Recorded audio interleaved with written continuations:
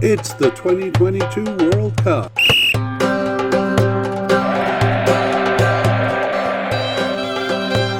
It's Belgium's players. Hello and welcome to the International Soccer Preview by Soccerphiles Canada. I'm Kevin and today we'll be looking at Belgium's squad for the 2022 World Cup. This preamble is going to be the same for every mediacast we do for the Players Series, so those familiar with it can jump ahead to around 4 minutes to when we begin to talk about the team. And the times for each section are near the bottom, actually at the top now of the show notes. And for YouTube watchers, those include a timestamp that you can click on to go directly to the point that you want. So for those looking for a quick version of this, you can skip to near the end of the MediaCast, the last 10 minutes where we summarize the likely starters. Just prior to that, with 20 to 25 minutes left, we have some discussion on the squad. That's the main issues with the squad and the positions, their club affiliations, some statistics, and an overview of new, injured, and outgoing players. We'll also be editing this MediaCast into a shorter version for those who are just looking for an overview. But for those looking for a deeper dive, you've come to the right place. We go through the players and how likely they are to make it to the final squad. We explain why we think so and give information on each player's history and standing with the squad. And the way we do this is by organizing the players into their designated position. It should be noted that these are a bit artificial since players don't always play in their coded positions, but it's nevertheless a good way to organize the discussion. And then we go through the players and share some of the data we've collected in our soccer files. And using that data, we try to predict how likely the player is to make the team based mostly on their recent participation. We categorize them into definite, likely, possible but unlikely, and seems to be off the squad. And we also mention big players who have recently retired and make note of those who are currently injured. And then we finish the MediaCast with a quick run through of the squad again and try to determine which players will be their starters. Right, and for those following on YouTube, we run a very simple graphic where we list the names and you can actually see the players' names on the screen. And for the podcast, it's the same broadcast actually, but for listeners, we're going to try to repeat the names a few times to help you familiarize yourself with the players so that you know who is stepping onto the field when the game actually takes place. Perhaps you can impress your friends by telling them some things you've learned here.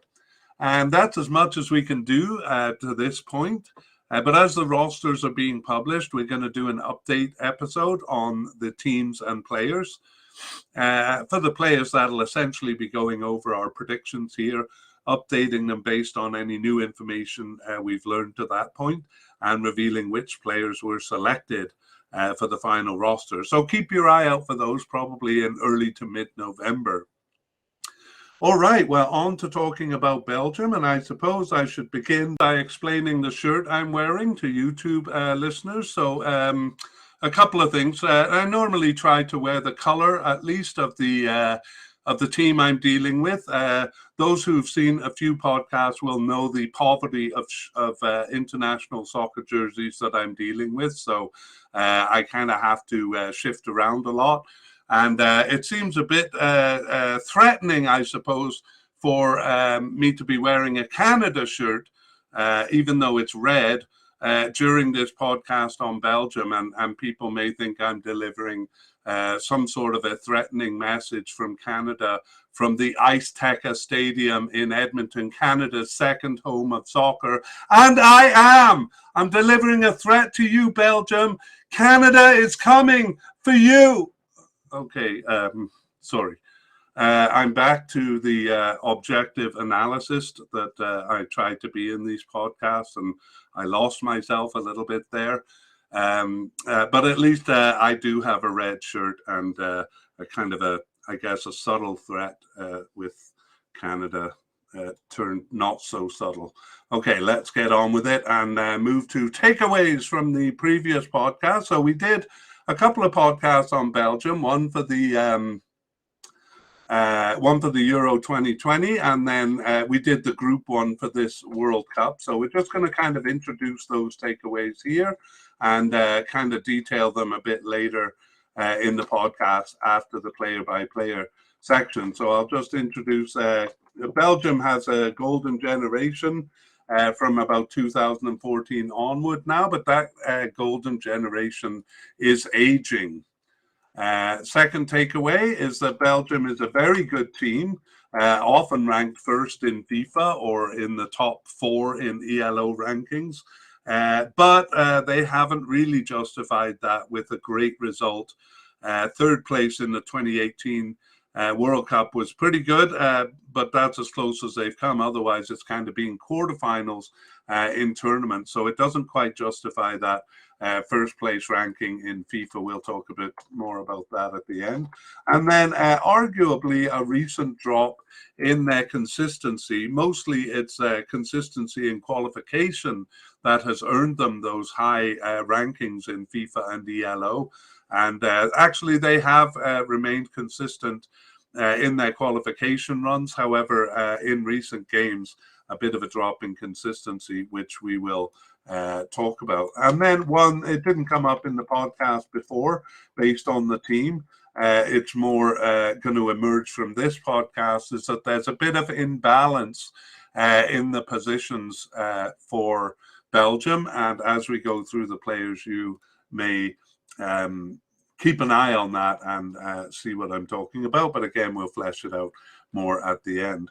Let's take a look at the formations that they've been using over the period we're talking about. And the period we're analyzing for participation does not actually include their Euro Cup games, but we'll start formations by looking at how they lined up in the Euro Cup. And in game one, it was kind of a 3-2-2-2-1 formation. So actually the wingers there playing slightly ahead of the central midfielders, but slightly behind the attacking midfielders. For all games after that, it was a 3-4-2-1, which is basically, I mean, those two formations are basically the same. Just the 3-2-2-2-1 has the wingers playing a bit higher upfield. So the first games that we're basing our participation on will be 5 World Cup qualifying games. And in those games, they went with that 3-2-2-2-1 formation for the first 3, and then the 3-4-2-1. And in game 5, the only time they really deviated from that 3-4-2 or 3-2-2-2-1 formation with a 3-4-1-2 formation. So I highlighted it there just to show that it's different. That was in an away game against Wales and the final game of the World Cup qualifying campaign. Actually, they had a couple of Nations League games left over from 2021-22. So they finished top in their group. So they reached the finals where they play semi-final and final games with the other group, with the other League A winners. And so they actually played those games after the third game of World Cup qualifying there. And it was a semi-final game against France, which they lost, and a third place game against Italy, which they also lost there. And for that, they used the 3-2-2-2-1 formation. And finally, no, not finally, they had a couple of friendlies after that. Same formation, 3-2-2-2-1 in game 1 and 3-4-2 in game 2. Once again, that's pretty much the same formation. And finally, in June, they had 4 Nations League games. And again, it was a mix of 3-2-2-2-1 and 3-4-2-1, but fundamentally the same formation. So overall, there's just one game where they didn't use the same formation, a 3-4-2-1, or else the slight variation on that, the 3-2-2-2-1. Just one game where they used 2 attackers rather than, 2 forwards rather than 1 forward. So very consistent in their formation. And a bit later on, after the play-by-player, I'll suggest a reason for that. Okay, let's move on to talking about the squad. We begin with the manager, Roberto Martinez. So Roberto Martinez has been manager of Belgium since 2016, and prior to that he was with Everton and Wigan and Swansea in England. So quite successful as a club manager and Belgium's manager since 2016, which means he led them through the 2018 World Cup and the 2022 Euro Cup. So he is actually Spanish, but he played most of his career in England, but he didn't earn any international caps for Spain. Roberto Martinez leading them through the tournament. Let's begin with goalkeepers by listing the candidates available to them. So we have a definite candidate in Thibaut Courtois, and a likely candidate in Koen Casteels, and Simon Mignolet also likely, and somewhat surprisingly, a third likely candidate in Mats Sells. And we also have a possible candidate in Thomas Kaminski, and then a possible but unlikely candidate in David Roaf. So let's go back and look at these five keepers. Thibaut Courtois started 5 of their 13 games since the 2021 Euro Cup. And I'm going to say 2021 Euro Cup, even though it's titled 2020. I just want to make it more clear that it took place in 2021. So 5 of their 13 games since then, injured for the last 4 matches and not selected for 4 others. Nevertheless, we have him as a definite candidate because if he's healthy, we think he'll be the starter. He was out for the June games with pubitus, it's called. It's kind of a groin problem. It's actually the hinge that connects the 2 pelvises, and so it's around the groin area. He was out for the June games, but he was playing for his club from mid-August, so he seems to have recovered from that injury. Thibaut Courtois has been with Belgium since 2011 and has 96 caps, so coming up on a century of caps for him, and he is currently 30 years old. Not that old for a goalkeeper, really. And his first tournament was the World Cup in 2014, and he has started every tournament since then, which is why we consider him the definite candidate to. Actually, in the 2018 World Cup, he won the Golden Gloves Award as the best goalkeeper of the tournament, and has done well for Belgium. So again, we think he will be the definite candidate. However, we have 3 likely candidates, and we'll start with Koen Casteels. He started 3 of their 13 games since 2021, since the Euro Cup there, and he was on the bench for 7 and injured for 2. So just 1 match that he wasn't selected for. He's been with Belgium since 2018, despite being 30 years old, so a bit of a latecomer to the national team. And he has 4 caps and 0 goals. And he plays for Wolfsburg in Germany and was with Hoffenheim before that. In fact, he's played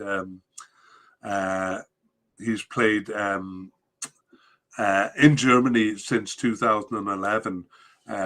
He was with Genk as his first club and youth club. He's had trouble making it onto squad, so he was selected for the 2014 World Cup, but he had to be removed due to an injury, and he was replaced there. And he wasn't selected for Euro 2016, but he was on the bench for the World Cup in 2018. However, he wasn't selected for the 2020 Euro Cup. A bit of a surprise there, since he seemed a likely candidate, actually having participated in several. I'm just looking at here. Yeah, he was on the bench for 8 of the 21 games in the lead up to the Euro Cup. So it looked like he was a candidate, but didn't make the final squad. Simon Mignolet, also a likely candidate. He started 4 of their 13 games since the 2021 Euro Cup. He was on the bench for 4 and not selected for 5 others. So Mignolet has been with the team since 2011, just like Thibaut Courtois, and he has 35 caps and 0 goals, and he is 34 years old. So I actually probably should put him ahead of Cohen Casteels. I started with them in alphabetical orders, but that creates a bit of a bias. Simon Mignolet has consistently been on selected for tournaments, although he's been on the bench for all of them. So just like Courtois started with the 2014 World Cup and has been involved in every tournament, though has never actually played a game in a tournament, Courtois keeping him out. Actually, in Euro 2020, he was on the bench for games 1 to 4, and then he got injured and was replaced by Thomas Kaminski there. Okay, next we have Matt Sells, kind of the newcomer to the game, but we consider him likely too. He started 1 of their 13 games since the 2021 Euro Cup, and he was on the bench for 9 of them. So just 3 matches that he was not selected for. He has been with Belgium since 2021, but he's not young. He's also 30 years old, so another latecomer to the scene. He has just 2 caps and 0 goals. He plays for Strasbourg in France and was with Newcastle in England before that, loaned to Anderlecht towards the end of that time with Newcastle. He was also selected for the 2020 Euro Cup. He was on the roster for that. That was his first and only tournament. So a likely candidate here too. Well, you probably see that 1 definite and 3 likely candidate means that they'll probably cut one of these, but they all seem to have a fairly equal bid in terms of their participation. It may be that Matt Sells came in to replace injuries, and in my opinion, he seems to be the one to go if all the other 3 are healthy, but I'm jumping ahead of myself a bit there. Let's take a look at the possible candidate, Thomas Kaminski. So he didn't start any of their 13 games since the 2021 Euro Cup, but he was on the bench for 4 and not selected for 9 others, including the last 4 matches. So seems to be on his way out. He has no caps actually for the national team. He's 30 years old and plays for Blackburn in England. And never been called up for a tournament until the 2020 Euro Cup, which, as we just said, he replaced. He wasn't selected for that, but he came in for Game 5, replacing Simon Mignolet. So really, he's just had kind of 1 bench appearance in terms of tournaments. Thomas Kaminski, a possible candidate. Finally, we have Davy Rolfe. So we have him as possible but unlikely. He actually appeared 5 times on the bench in late 2020, but then not after that for 17 months. So he returned in March 2022, didn't start any of their games, but he was on the bench for 1. So just kind of an outside look in for the 28-year-old who has no caps and plays for Ghent in Belgium. He was with Anderlecht for 8 years prior to that. All right, well, let's finish this section by summarizing the position. Courtois was the goalkeeper in the Euro Cup, and he continued for the first 2 games of World Cup qualification. Then he was replaced by Casteels for the 3rd and the 5th game. However, he did play those 2 important Nations League final games. However, it was Mignolet in one of the friendlies and Sells in the other of the friendlies. And I believe, Courtois was injured in June. So Mignolet was the starting keeper for 3 of the Nations League games in June and Casteels for the other. So it kind of looks from that like Mignolet is the second keeper and Castiles is the third. So now would be the time for me to say that I think Matt Sells was perhaps there more to replace injured keepers. But we'll have to see, and it'll be interesting to see the September games to see what happens there. All right, well, we move on to defenders, and we saw in the formations that they always go with a three-man back line. So we're going to do this a little bit differently. We'll go through the players, but then we'll talk about each of the three central defending positions separately, although they do kind of move around. But in terms of their likelihood to make the squad, we have Leander Den Donker as a definite candidate. We have Toby Alderweireld as a likely candidate, and Dietrich Boyata as a likely candidate. Two more likely candidates in Jan Vertonghen and Arthur Theet.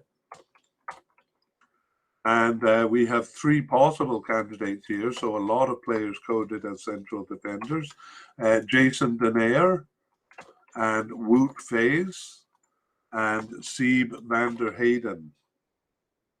And finally, we have Sebastian Bornau as possible but unlikely, and Thomas Vermeulen as seemingly off the squad. So perhaps I'll just deal with Thomas Vermeulen quickly here. He leaves a bit of a gap in the defense. He announced his retirement after Euro 2020 Cup. It was quite a while after, actually. In January 2022, he announced his retirement, but he last appeared for the team in the 2021 Euro Cup. And Thomas Vermeulen was with the team from 2006 to 21. He had 85 caps and 2 goals, but is now 37 years old. So in truth, he wasn't always a starter for the national team in tournaments. Only in 2016 did he start and finish. He started and finished all 5 games, except for game 4, where he didn't appear because he was suspended. But otherwise, he's kind of been a substitute. However, in 2020, he subbed into games 1 and 2, and then gained a starting position for the remaining 3 games there. So Thomas Vermeulen. So we'll see him in the Euro Cup games a little bit, but not a consideration now, having announced his retirement. All right, let's go back to the top. Leander Den Donker is actually not one of the main central defenders, but we have him as a definite candidate to reach the squad because he started 4 of their 13 games since the 2021 Euro Cup, but he was subbed in for 5 and on the bench for 5 others. So he's always called up, though not often a starter. Actually, Leander Den Donker has been with Belgium since 2015 and has 29 caps and 1 goal. And he currently plays for Aston Villa there, recently moving from Wolves, where he was Wolverhampton in England, where he was for 3 years, 2019 to 22, and was with Anderlecht in Belgium for quite a while before that actually came through their youth system. His first tournament, Leander Den Donker, was the 2018 World Cup, where he was on the bench or a substitute, but he did start and finish game 3 in the World Cup, which was a B team game. There they had already secured qualification. He was a starter in Euro 2020 there, started games 1 and 2, but then he lost his starting position, and I think that was to Vermeulen, but actually he lined up as a defensive midfielder in both starts, so perhaps he wasn't the one Vermeulen replaced. Anyway, Leander Den Donker, a definite candidate to make the squad, probably not a starter though. Toby Alderweireld started 8 of their 13 games since the 2021 Euro Cup, and he was on the bench for 1 and not selected for 4 others. So we have him as a likely candidate Yeah, because he wasn't selected 4 times, and because he's kind of getting a bit old. He's 33 years old. He's been with Belgium since 2009 and has 122 caps and 5 goals. And he's kind of moved to more retirement clubs recently. Royal Antwerp in Belgium since 2022, and Al Duhai in Qatar before that. But at his peak, he played for Tottenham in England for 6 years and with Atletico Madrid before that, and also was with Ajax at the beginning of his career. So, yeah, kind of moving into the retirement, I would say. But he was a starter in the 2014 World Cup and in all tournaments since up until 2020 Euro Cup. So. Has been steady in that position, but perhaps slowly being replaced now. But we still think he'll make the squad, likely to make the squad.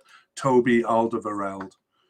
Yeah, and I'll just add here, if you're thinking of the three-man defense, Toby Alderweireld plays mostly on the right side of that three-man defense, but sometimes in the center. Okay, let's move on to Dedrick Boyata. Dedrick Boyata, perhaps. He started 6 of their 13 games since the 2021 Euro Cup. He was on the bench for 5 of those and not selected for 2 others, including the last match, which may or may not be significant, but always puts a question mark when things change in the last couple of games. There. So we'll see in September if he is back.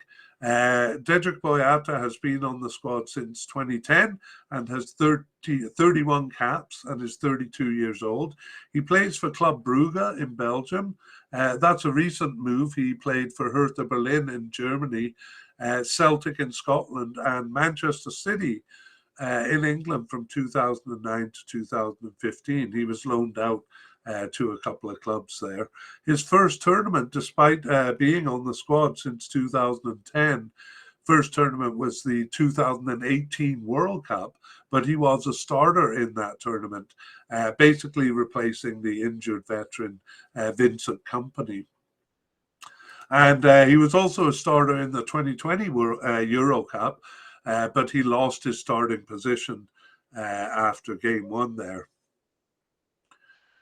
So Dedrick Boyata, a likely candidate, and he always plays in the center of the three-man defense, but only in about half of the games.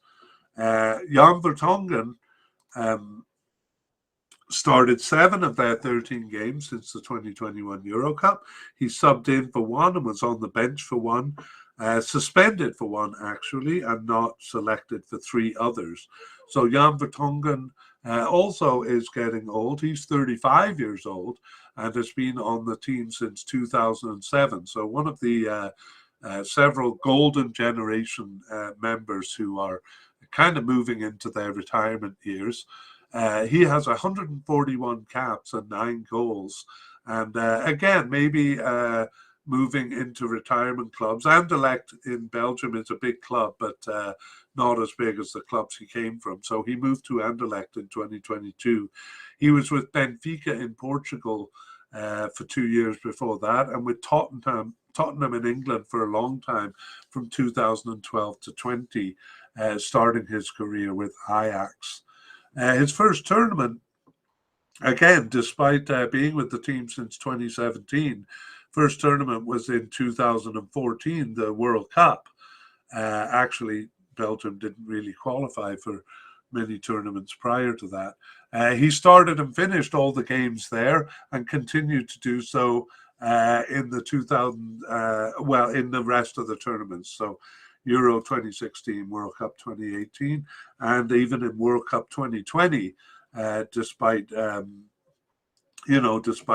getting older. So Jan Vertonghen, he always plays on the left side of that three-man defense, but again, only in about half of the games. And finally, as a likely candidate, we have Arthur Theat.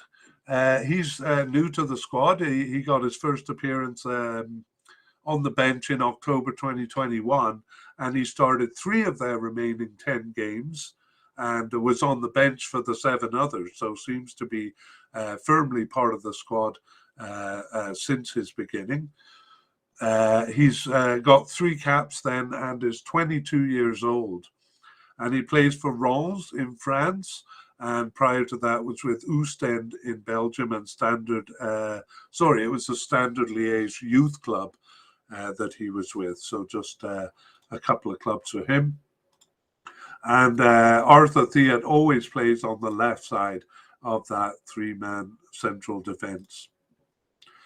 We have possible candidates now, 3 of them, beginning with Jason Denayer. So Jason Denayer started 8 of their 13 games since the Euro Cup. He wasn't selected for the 5 others, including the last 4 matches. And actually, we know the reason for that. Maybe not for the June matches. But in September of this year, the manager said that Denayer would not be selected if he remained without a club. So he went into September actually without a club. So we'll talk about that after giving his stats with Belgium. He's been with Belgium since 2015, and he has 35 caps and 1 goal and is 27 years old. And he was with Lyon in France from 2018 to 2022. I guess his contract ended with Lyon, and he didn't have a club going into September. And that's when the manager said he wouldn't be selected if he didn't have a club. So he did get a club. It was Shabab Al Ahly in the United Arab Emirates. I'm not sure that'll be the kind of level of club that will satisfy Roberto Martinez. We'll have to see if he's there for the September games. But as I said, with Lyon for 4 years, and also with Manchester City in England for 4 years, although he was loaned out quite a bit during that spell. He was with Manchester City Youth Club actually from 2013 to 14. His first tournament was the Euro 2016 game, but he only appeared in Game 5 there. And in 2018 for the World Cup, he wasn't selected, but he was selected for Euro 2020, and he started and finished games 2 and 3 there, but otherwise was on the bench. So Jason Denayer, again, a lot of it kind of comes down to his club. But I mean, even with Shabab Al Ahly, if he's on the field playing every week, maybe the fitness was what the manager was concerned about. So we'll see if he shows up for the September games. Next, we have Wout Faes. So he's new to the squad. He got his first appearance on the bench in November 2021. Didn't start any of the remaining 7 games, but was subbed in for 1 and on the bench for 2, but not the last 2 matches. So a bit of a question mark about him. He's been with the team then since 2022 with 1 cap and is 24 years old and currently plays for Leicester in England, a recent move from Stade Reims in France, where he was from 2020 to 2022. So Wout Faes, a possible candidate, and actually probably a bit more possible than him is Sieb van der Heyden. Sieb van der Heyden got his first cap or made his first appearance on the bench in March 2022, but he did start 1 of their remaining 6 games, unlike Faes, who didn't start any. Van der Heyden was also subbed in for 1, although he was not selected for the last 4 matches. So yeah, not good. He has been with Belgium then since 2022 with 1 cap.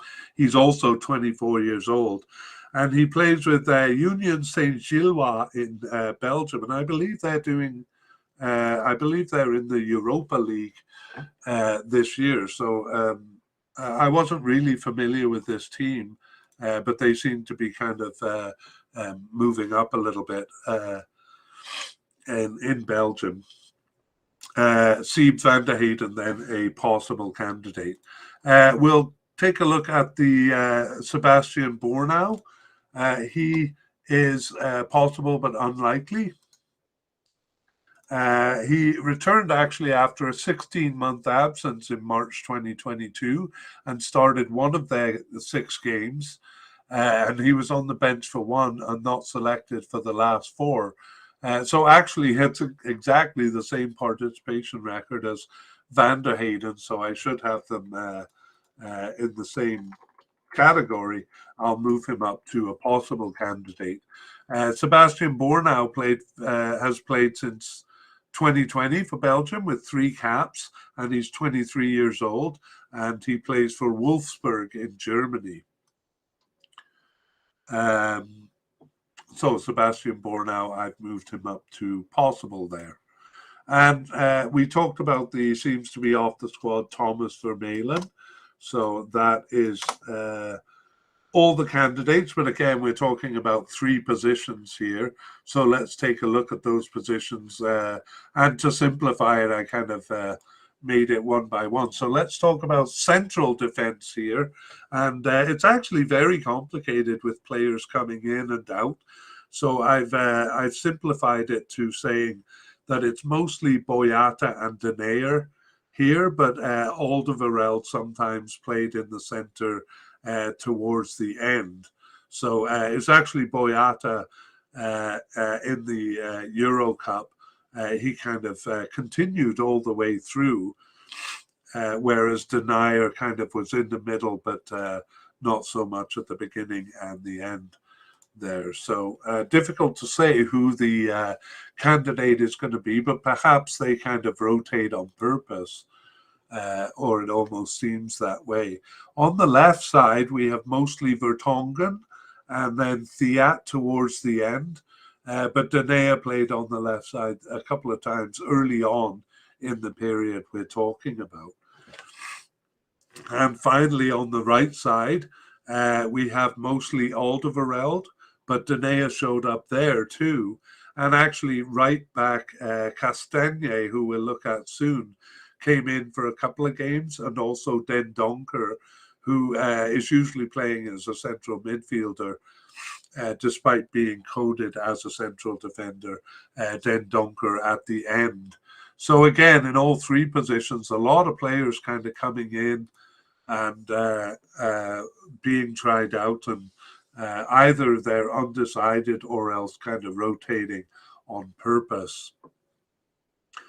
Okay, that is it for central defenders, and that was a long section, but because they have 3 central defenders, the left back and the right back are fairly short sections. In fact, for left back, they don't have any candidates. And if you think about it, the 3-4-2-1 formation or the 3-2-2-2-1 formation doesn't have a left back or a right back, so they don't really need one there, although probably the left back is the one who moves up to play left wing. And that's true on the right side, where we have 2 candidates in Timothy Castagna, who we consider a definite candidate, and Thomas Fouquet, who we consider a likely candidate, although he does have kind of an injury tag on him, which we'll talk about later. Timothy Castagna started 9 of their 13 games since the 2021 Euro Cup, and he was on the bench for 2 and not selected for 2 others. He has been with Belgium since 2018 and has 24 caps and 2 goals and is 27 years old. And he plays for Leicester in England. Actually, several Belgian players play for Leicester in England. He's been there since 2020 and was with Atalanta in Italy before that. He started his career with Genk in Belgium and played for their youth club and several other youth clubs too. Now, he was his first tournament was the Euro 2020. He started game 1 there, but was subbed out just 27 minutes in. with an injury that ended his tournament, a kind of an ugly collision there, and so he was out for the tournament. So despite being selected, has very little tournament experience, just those 27 minutes.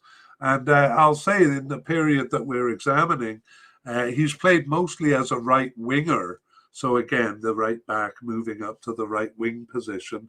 However, he also played as a central defender twice on the right side of that three-man defence. And he also played as a left winger a couple of times too. So moves around the field a little bit, Timothy Castagna. But I would think of him mostly as a right winger in their formation, maybe a versatile right winger. Thomas Fouquet is our possible candidate. He started one of their 13 games since the 2021 Euro Cup, and he was subbed in for 4 and on the bench for 2, and not selected for 6 others. Actually, he scored one of their 25 goals as well. So Thomas Fouquet has been around for a while, since 2016 with the Belgian national team, but only has 10 caps and is 28 years old. And he plays for Stade Reims in France and was with Ghent in Belgium from 2012 to 18 before he moved to Stade Reims. However, he's never made it for a tournament, even though he's been on the team since 2016. So he'll be hoping to make it to his first tournament here. However, he does have an injury tag on him, which we'll talk about at the end. So sorry, on the graphics I put him under likely, but in fact he is just a possible candidate. So that's it. That's all they have for right backs, just those 2 positions. And again, there is no right back in the formation that they use. So Castagna plays right wing and sometimes even left wing there. All right, let's move on to the midfield. And we're going to start with defensive midfield, but we're going to do central midfielders in the same grouping there. So again, if you think of the 3-4-1-2 formation, 3-4-2-1 formation, and the 3-2-2-2-1 formation, you'll know that there are 2 central midfielders at play. And for defensive midfielders, though, we only have one candidate, and that's Amadou Onana, and he is at the possible but unlikely level. The rest of them are coded as central midfielders. So let's deal with Amadou Onana.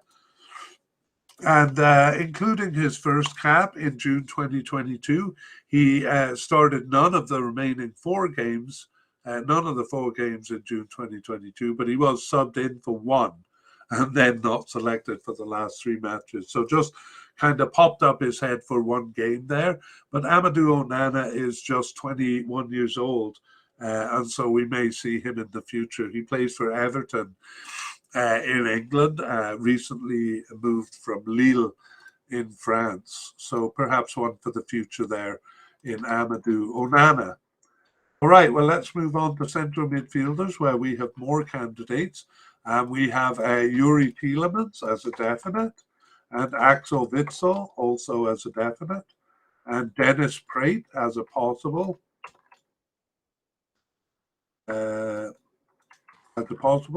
And we have Orel Mangala as a possible but unlikely, as well as Albert Sambly Lokonga, also possible but unlikely. So 5 candidates as central midfielders, and we'll begin with Yuri Tielemans. He started 9 of their 13 games since the 2021 Euro Cup, and he was on the bench for 1 and injured for 2, so just 1 match that he wasn't called up for. And Yuri Tielemans has been with Belgium since 2016 and has 54 caps and 5 goals, but is only 25 years old, so building a good career. And once that golden generation retires, he'll be one of the key players, or one of the senior players He plays for Leicester in England and has done so since 2019.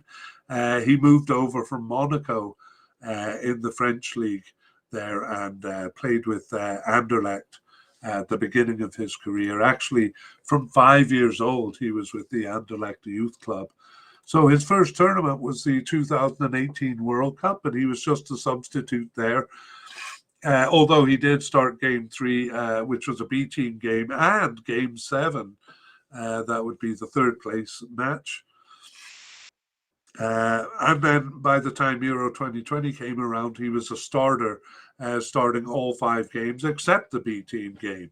So Yuri Tielemans, a very important player in the central midfield there. And he plays alongside Axel Witsel, who we also consider a definite candidate. He started 10 of their 13 games since the 2021 Euro Cup, but wasn't selected for the other 3. But he's a real veteran since 2008 with Belgium and has 126 caps and 12 goals. And Axel Witsel is 33 years old now. But still playing for a top club with Atletico Madrid in Spain. That was a recent move, actually, in 2022. He moved from Borussia Dortmund, where he was for 4 years. Interestingly, he was with a team in China, Tianjin Quanjian, in China in 2017 and 18, and with Zenit St. Petersburg for 5 years from 2012 to 17. So a pretty storied club career there. As far as tournaments go, he was part of the starting squad in the 2014 World Cup and was a starter ever since there. However, for the Euro 2020, he subbed into game 2 and only gained a starting position after that. He may have come in, I believe he came in injured for game 1 there, but was fit enough to sub into game 2.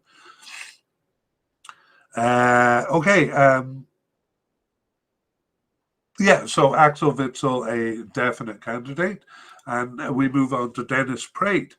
Dennis Praet started one of their 13 games for since the 2021 Euro Cup. Additionally, subbed in for 1 and on the bench for 3. However, he was out with 2 separate injuries for 4 games and not selected for 4 games as well. And Dennis Praet also plays for Leicester in England. I think we're up to 4 now. He's been with them since 2019. However, he was loaned to Torino in Italy in 2021 and 22, and he had been in Italy before joining Leicester. He'd been with Sampdoria from 2016 to 19 and was with Anderlecht before that. So Dennis Praet has been on the team since 2014, but only 15 caps and 2 goals in that time. He's 28 years old. And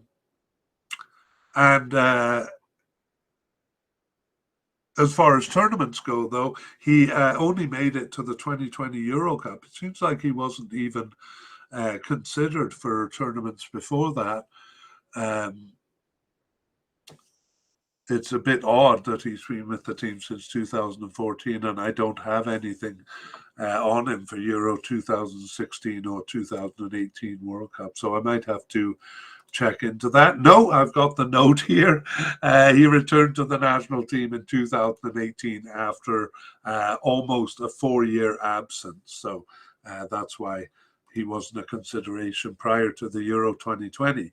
Okay, so Dennis Praet, a possible candidate, and we'll take a quick look at the 2 possible but unlikely candidates. So Oral Mangala got his first cap in March 2022, but didn't start any of the remaining 6 games. However, he was subbed in for the first 2 of those games, but not selected for any of the 4 matches in June 2022.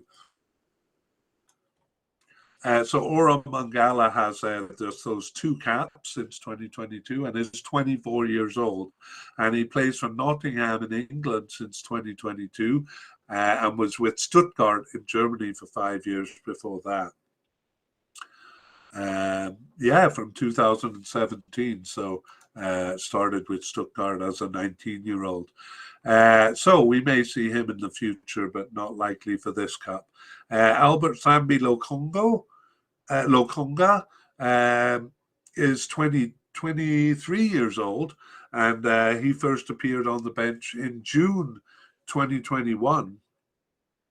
But didn't start any of their 13 games since the Euro Cup in 2021, but he was subbed in for one and on the bench for five, not selected for 8 others, and like Mangala, not selected for any of the June games, so that doesn't bode well for him making the cup. So just that one cap since 2021, and 23 years old, as I said. He's with Arsenal in England since 2021 and was with Anderlecht in Belgium before that, and with Anderlecht's youth club too. So both possible, but not likely. And let's go back for a kind of a description of the position. So definitely Tielemans and Witsel are the main players, and they're often paired in the central midfielder. However, players from different positions do come into the role. So attacking midfielders Vanaken and De Bruyne, who we'll meet later, sometimes come back into the position. And we've already mentioned that Den Donker, who's coded as a central defender, sometimes steps forward into this position. And Prate also makes a rare appearance in the central midfield, but fairly steady starters with Tielemans and Witsel for that one. Okay, let's move on to right midfielders.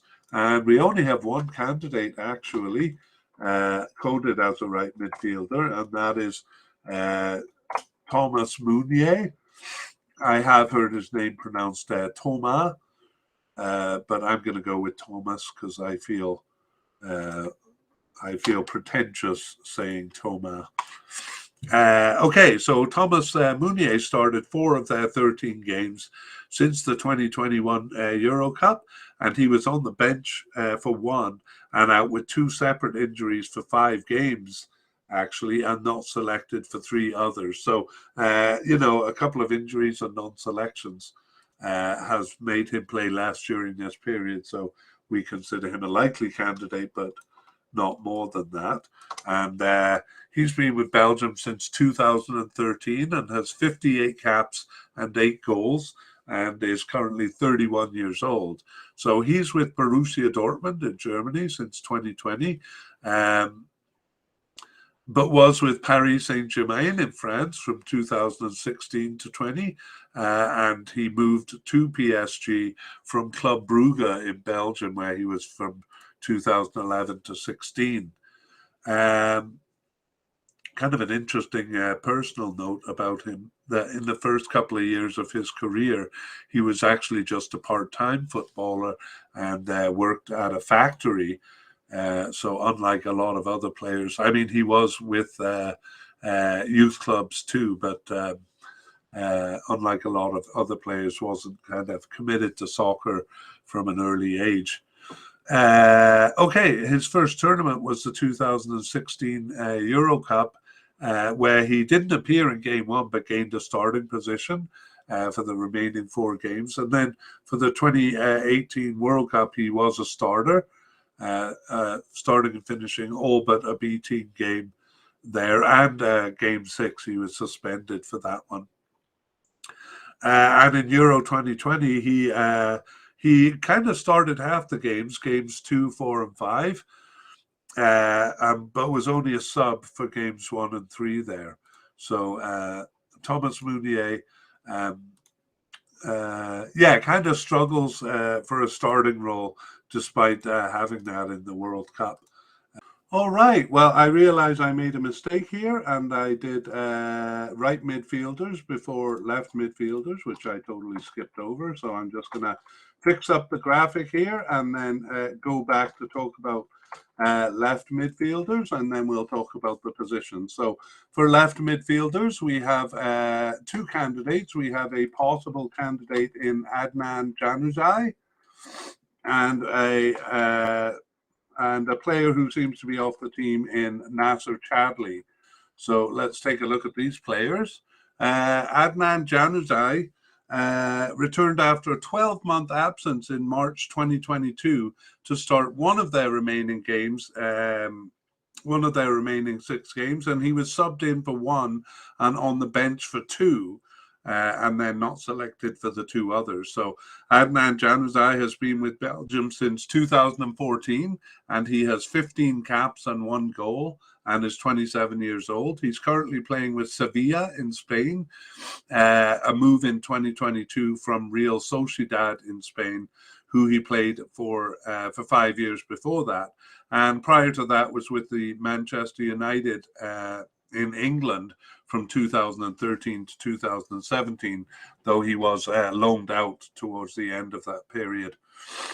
In terms of tournaments, he was part of the World Cup squad in 2014, just as a substitute there, but he did start a B team game, game 3 in that tournament, but he wasn't selected for the 2016 World Cup. For the 2016 Euro Cup, he again was a substitute in the 2018 World Cup, and again appeared only in game 3, which was a B team game.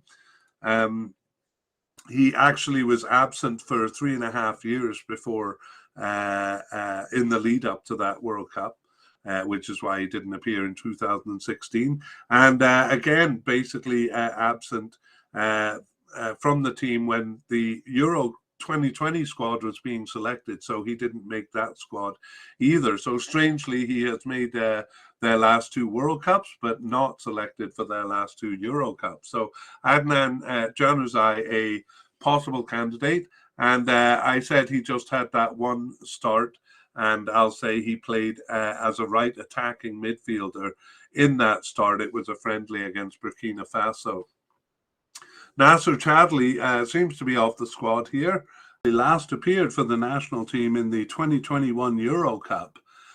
He had been with the team since 2011, had 66 caps and 8 goals, and is 33 years old now.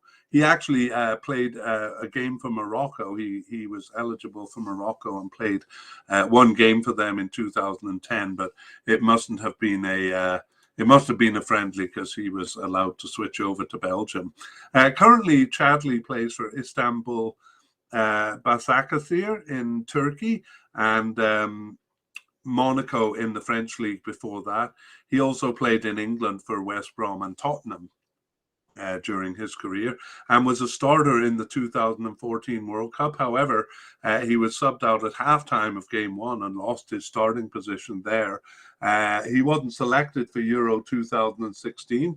He was placed actually on a 7-man standby squad, but didn't play any games in that tournament.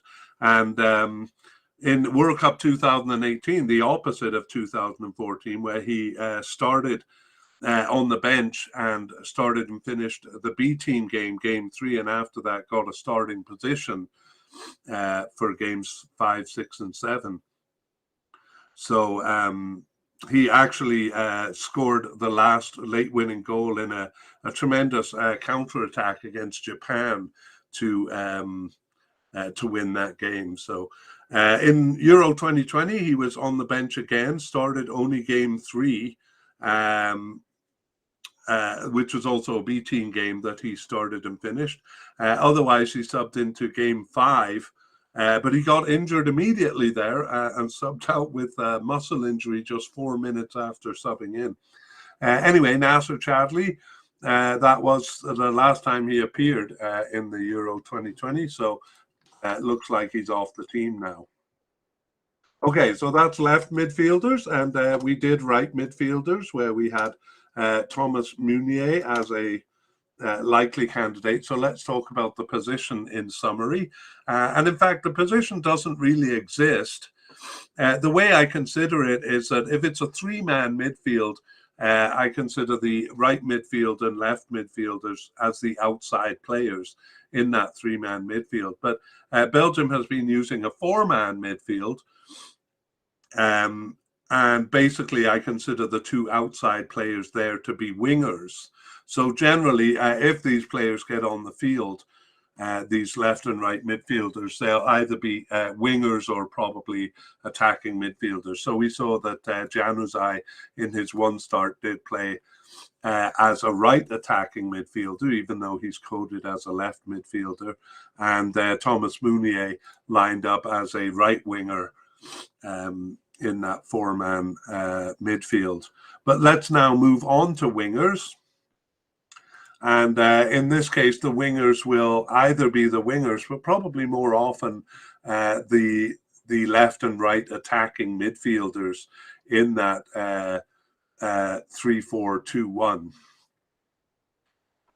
So let's talk about candidates, and we'll come back to talking about the position. So in terms of being selected for the squad, we have Leandro Trossard as a definite candidate and Yannick Carrasco as a likely candidate.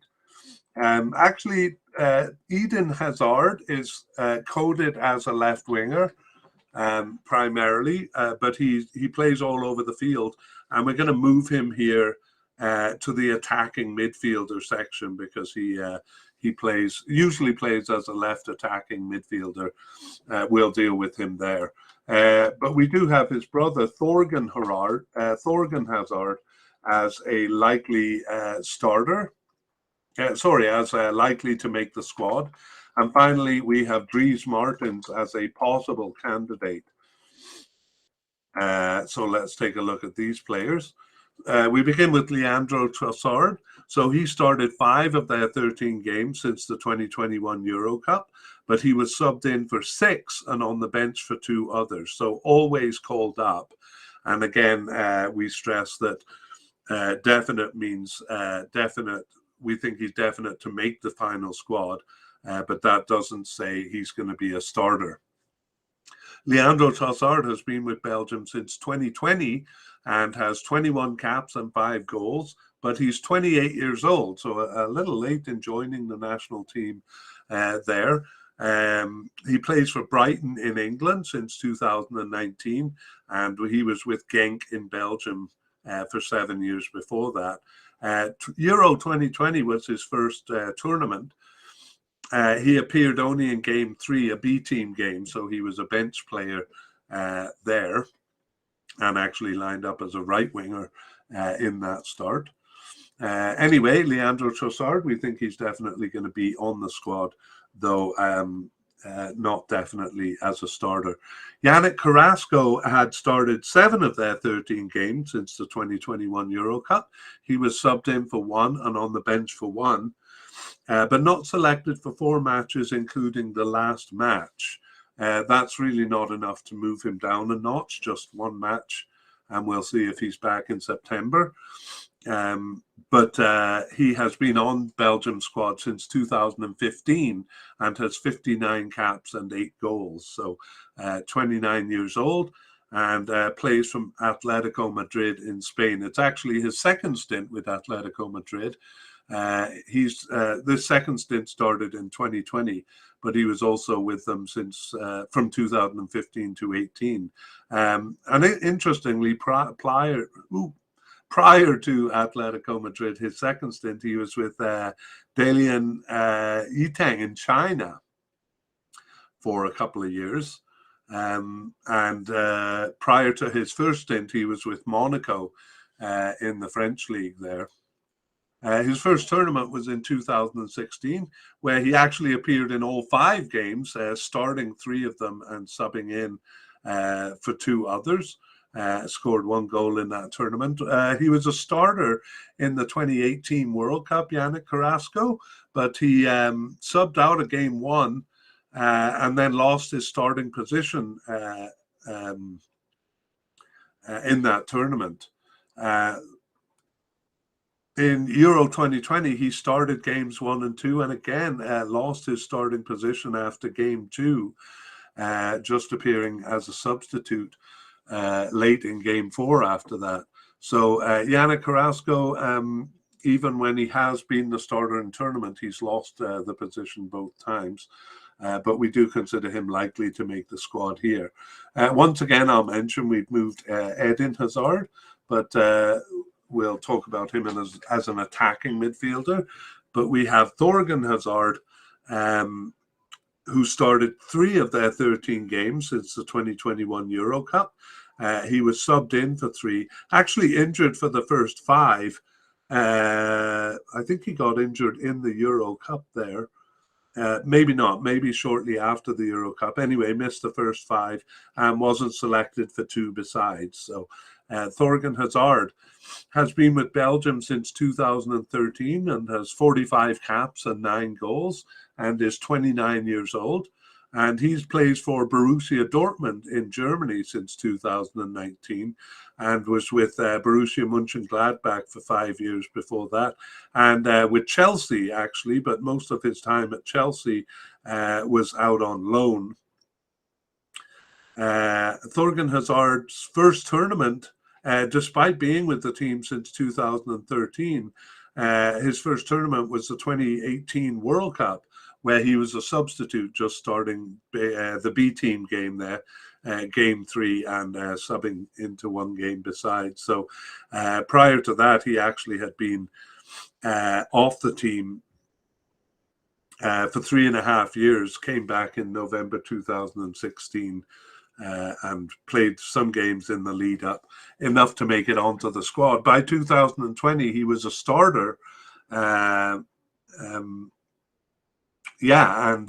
he scored 2 of their 9 goals. So actually, I remember him playing quite well in that tournament there, maybe coming out of the from under the shadow of his brother a little bit.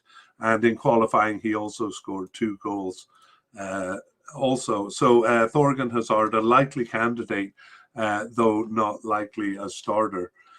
Dries Mertens is the last player we'll talk about as a left winger.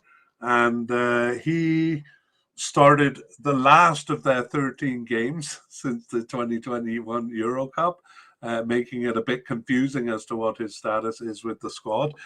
He started the last of them, but was subbed in for 2 and on the bench for 2. And he actually, like Thorgan Hazard, was injured for the first few matches after the Euro Cup. He was injured for 3 and 5 matches that he wasn't called up for. So Dries Mertens is a veteran. He's been with the squad since 2011 and has 106 caps and 21 goals. But he is getting old now at 35 years old.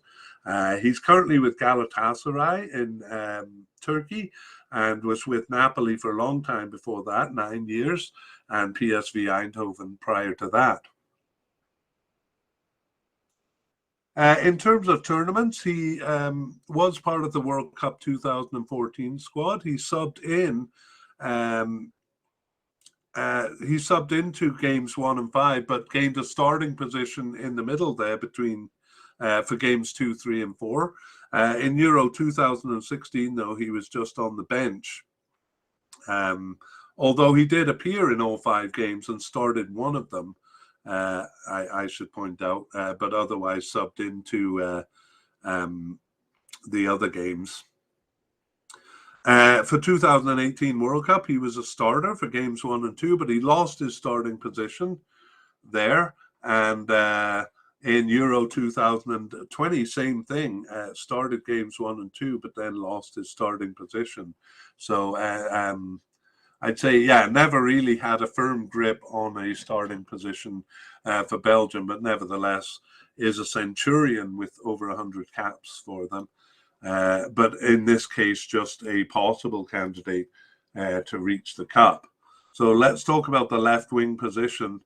It was Thorgan Hazard in the Euro Cup for the first 4 games and Chadley the other time.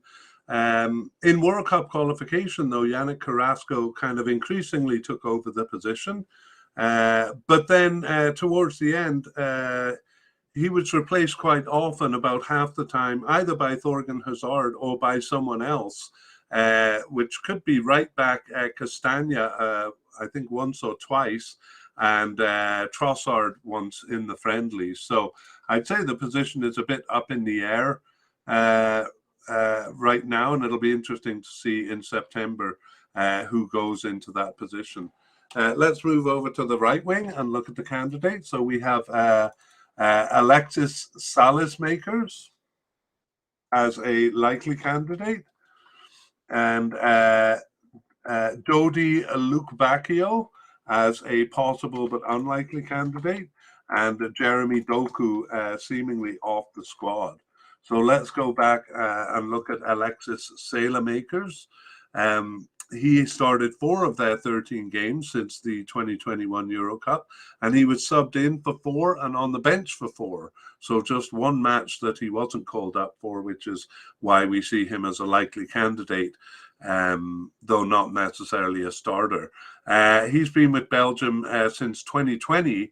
He's just 23 years old and has 9 caps and 1 goal in that time. So certainly seems to be making his way into the team. He plays for AC Milan in Italy since 2020 and was with Anderlecht in Belgium before that, including his youth career. So Alexis Salis-Makers, a likely candidate. Dodi Lukebakio started 1 of their 13 games since the 2021 Euro Cup and was subbed in for 2 and on the bench for 2. However, he wasn't selected at the end of the period for the last 8 matches. So kind of came on and then drifted off the squad. He started with Belgium in 2020 and has 5 caps and no goals. He's 25 years old. He actually played for Congo DR, Democratic Republic of Congo, 1 game in 2016. So was eligible for them, but went with Belgium instead. And he currently plays for Hertha Berlin in Germany since 2019, but he's currently on loan to Wolfsburg in Germany, and he has never been in a tournament. Jeremy Doku has, though, and we'll come to that, but during the period we're looking at, he hasn't played for Belgium. Last appeared for the national team in the Euro Cup in 2021, and Jeremy Doku was making his way onto the squad since 2020. He had 10 caps and 2 goals, and even now is just 20 years old, so lots of time for him to come back in. He currently plays for Reims in France, moving from Anderlecht in 2020 to play in France, and he was selected for the 2020 Euro Cup.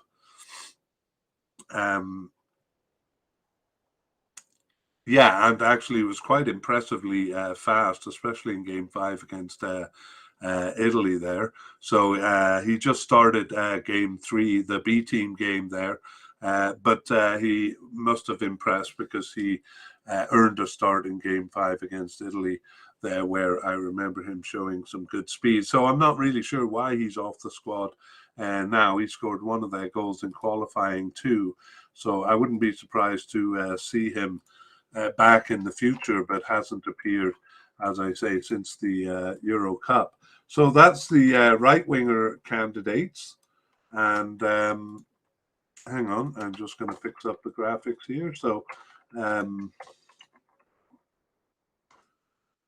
let's summarize the position then of right wing. So again, right midfielder Mounier and right defender Castagna alternated in this position in the Nations League games.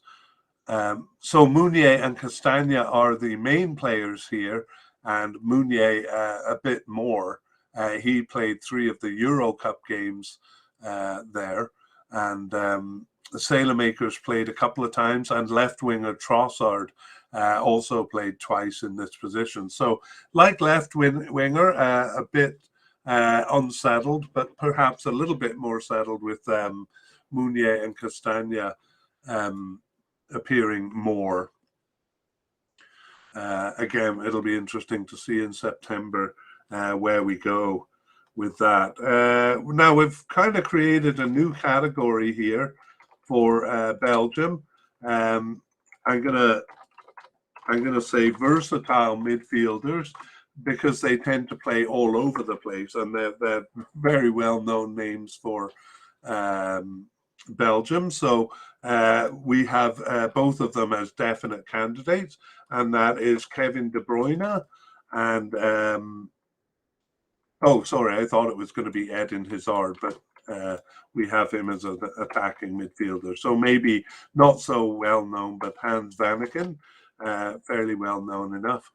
Anyway, both of them definite candidates. So I'll just kind of summarize the position I'm talking about here, or why I have nominated them as versatile midfielders. They sometimes play a central midfield role, and the one time the central attacking midfielder role existed, Kevin De Bruyne filled that, and he also plays right attacking midfielder. And interestingly, once he also switched with Romelu Lukaku to play as a centre forward in one game. Similarly, Hans Vanaken has been back in the central midfield role, but he's also played as a left attacking midfielder and right attacking midfielder. So hard to pin these players down to one position, and we'll talk about that when we would do a team analysis a bit later. That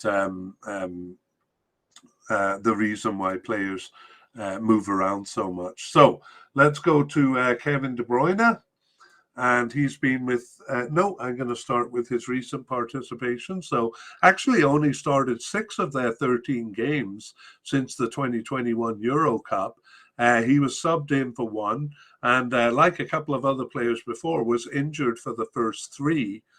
And he wasn't selected for 3 matches also, including the last match. So, that should put him as somewhere between possible and likely.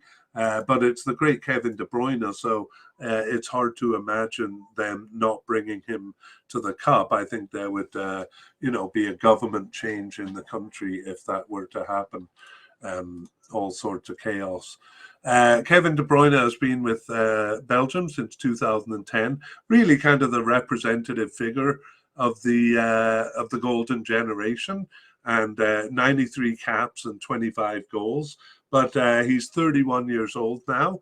He's been with Manchester City since 2015 and was with Wolfsburg in Germany before that. And some may have forgotten that he actually played with Chelsea in England too from 2012 to 2014, but they let go of him. He grew up through the Genk youth club, Genk and Ghent youth clubs in Belgium there. So, a bit mercurial as far as his position goes, but generally in the center of midfield somewhere. And in the World Cup 2014, he was in his first tournament because they didn't make the tournaments before that. But of course, a starter all the way through the tournaments, and anytime he hasn't started, it's just because he's injured or unavailable. So in 2020, he wasn't available for the first couple of games. He was injured for game 1 and just subbed into game 2 at halftime, and then resumed his starting position. So a really crucial player for Belgium, but not necessarily easy to nail him down to one position. Similarly, Hans Vanaken is a bit elusive, and he started 8 of their 13 games since the 2021 Euro Cup, and he was subbed in for 2 and on the bench for 3 others, so always called up. And he plays for Club Brugge in Belgium since 2015. They will be in the Champions League this year. And they have a couple of Canadians on the team, I might add.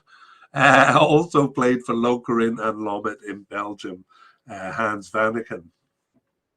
So he was selected for the Euro Cup in 2020, but he only made a brief appearance in Game 3, where he was subbed in injury time. So otherwise, he wasn't on the bench. So perhaps some problem with him there, maybe an injury. Anyway, he's played a lot since, and as I say, in various roles. So these 2 players are both considered definite candidates, but it's difficult to say where they will appear on the field. All right, let's move on to forwards, and we start with attacking midfielders. So once again, I'll just kind of talk about the position in theory.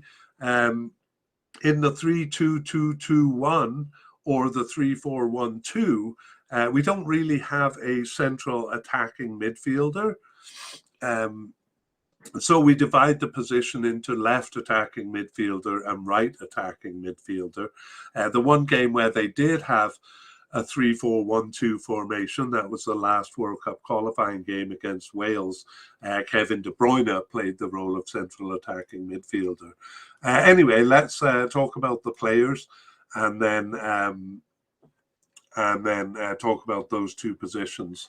So once again, De Bruyne and Vanaken are both listed as attacking midfielders, but we talked about them as versatile midfielders.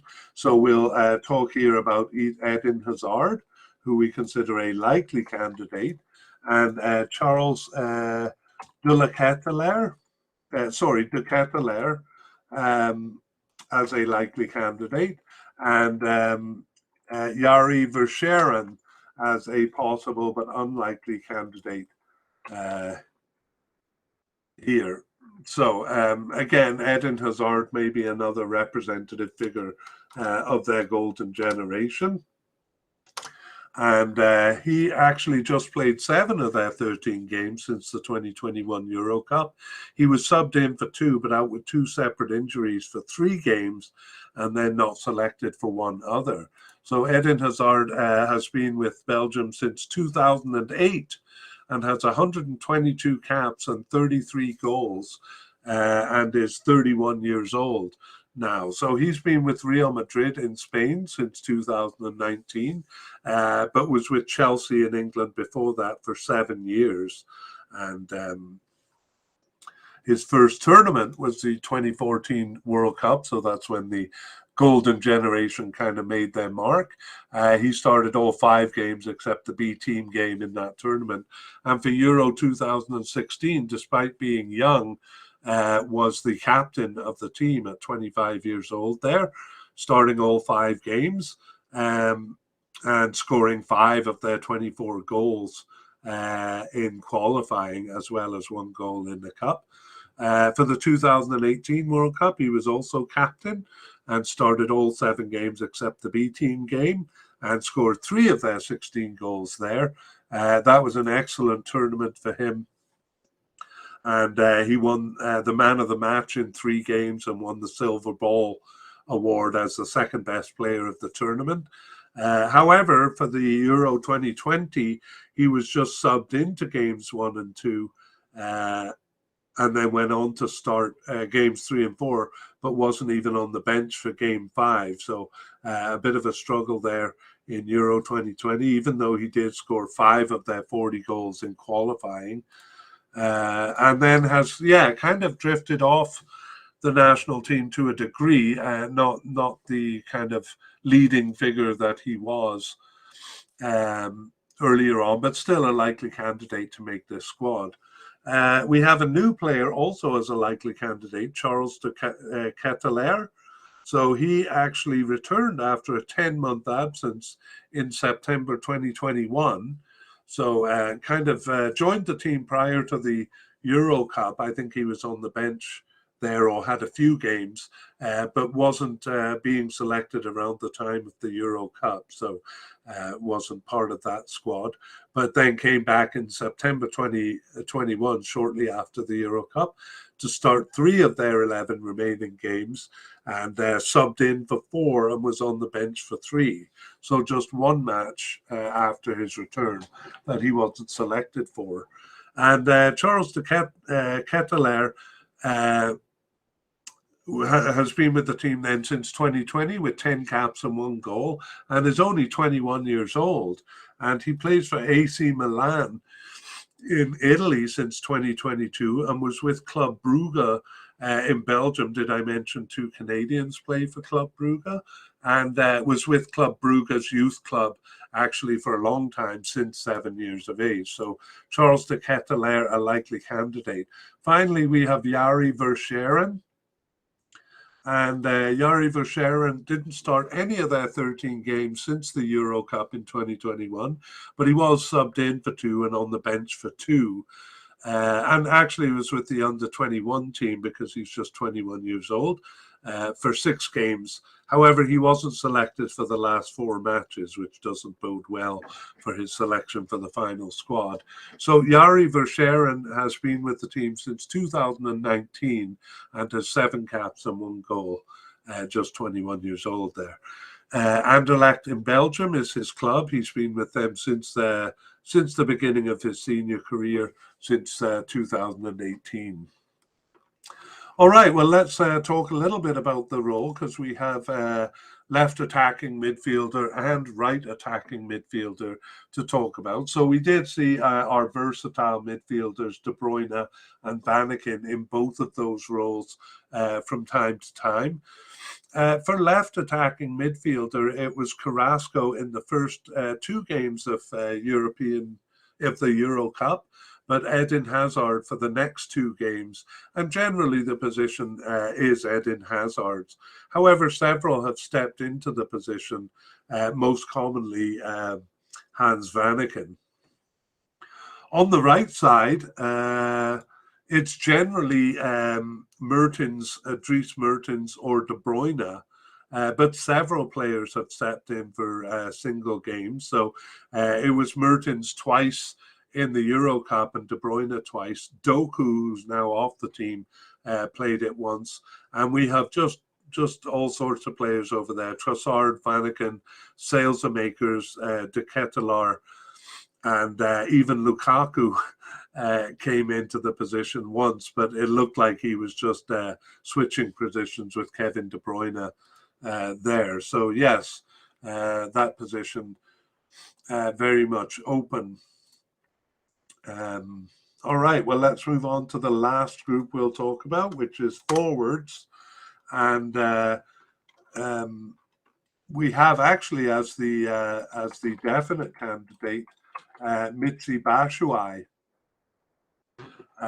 We'll say why we're putting him ahead of Romelu Lukaku here. We do have Romelu Lukaku as a likely candidate, and we have Christian Benteke as a possible candidate, together with Lois Openda. And finally, possible but not likely, Divock Origi and Dante Vanzier. So going back to the top, we have Michy Batshuayi as a definite candidate. Once again, definite doesn't mean necessarily a starter, but definite to make the squad. And that's because he started 7 of their 13 games since the 2021 Euro Cup, was subbed in for 3 and on the bench for 1, and injured for the 2 others. So always called up, though not necessarily a starter. He's been with Belgium, Michy Batshuayi, since 2015 and has 47 goals and a very impressive scoring record of 26 goals. Sorry, that was 47 caps and 26 goals, and is 29 years old. So he plays for Fenerbahce in Turkey. That's a recent move from Chelsea in England. He was with Chelsea from 2016 to 2022, but was loaned out actually quite a bit there to Besiktas in Turkey, Crystal Palace a couple of times, Valencia in Spain, and Borussia Dortmund.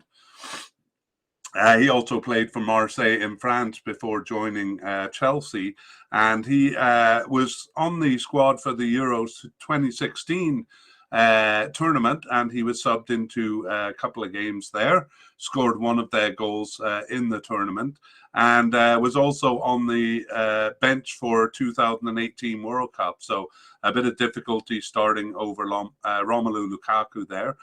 Started game 3 in 2018, a B team game, and subbed in a couple of times as well, scored a goal in the World Cup. In 2020, same thing, appeared in game 3, a B team game.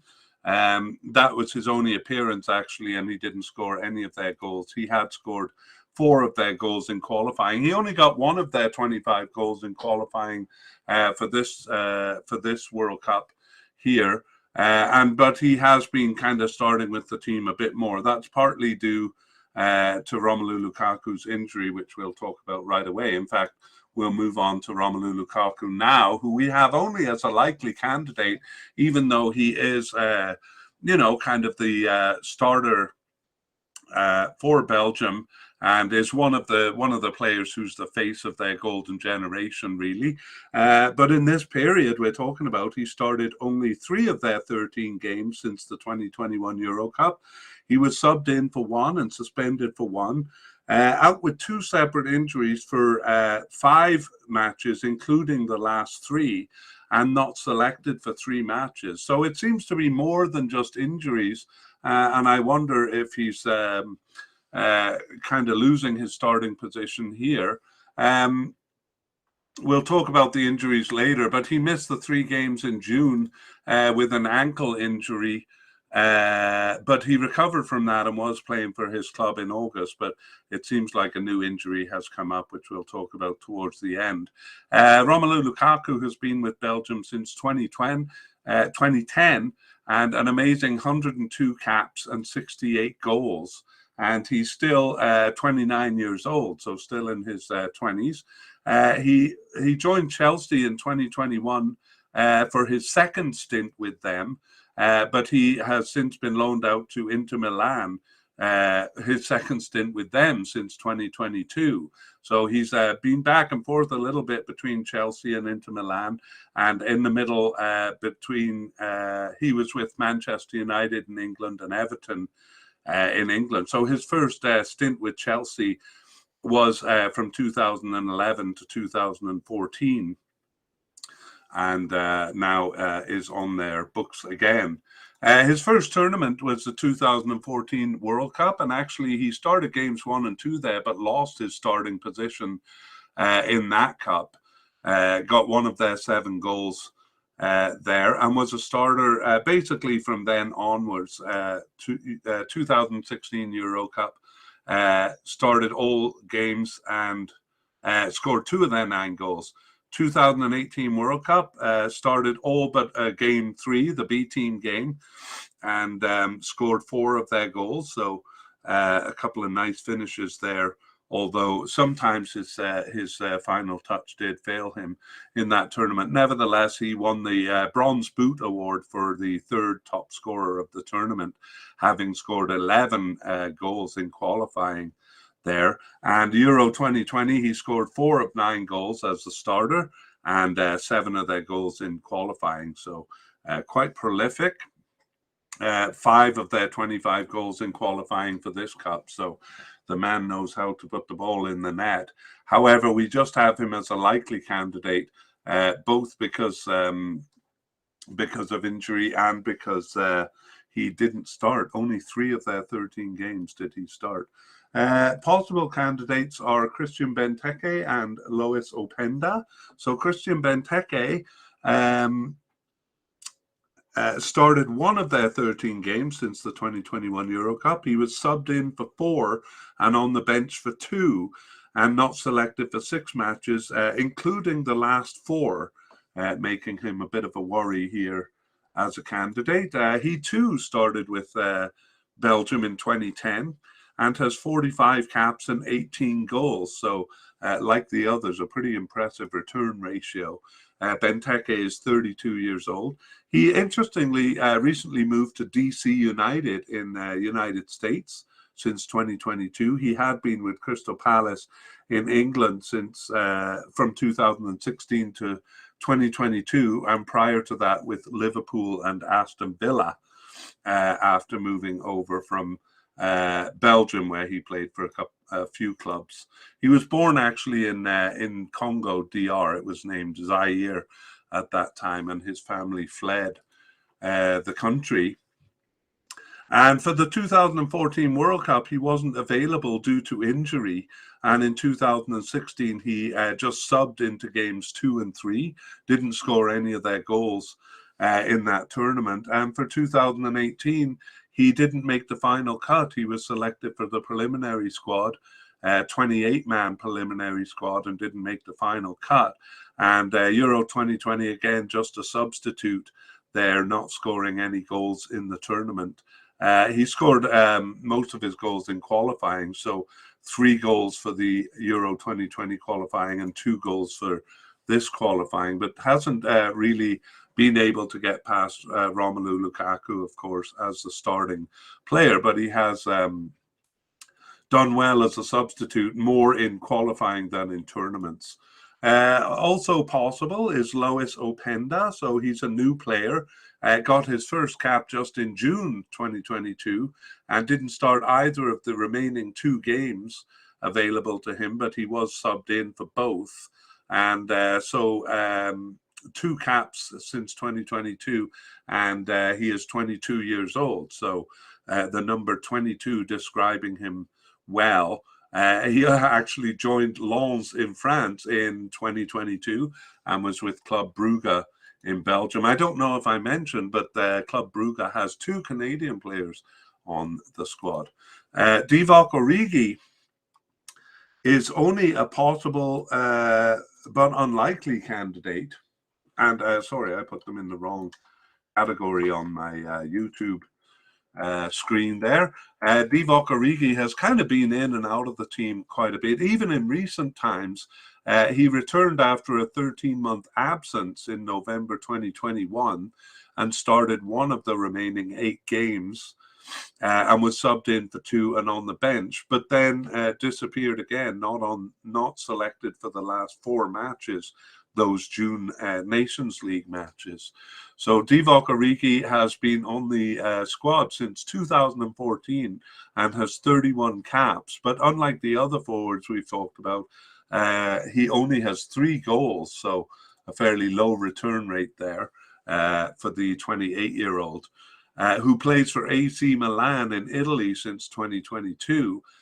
He was with Liverpool for a long time, or at least on their books, for 8 years prior to that, but he was loaned out quite a bit, including to Wolfsburg in Germany and Lille in France. Maybe not loaned out as much as I thought there, just 1 year with those 2 clubs. He did actually come from Lille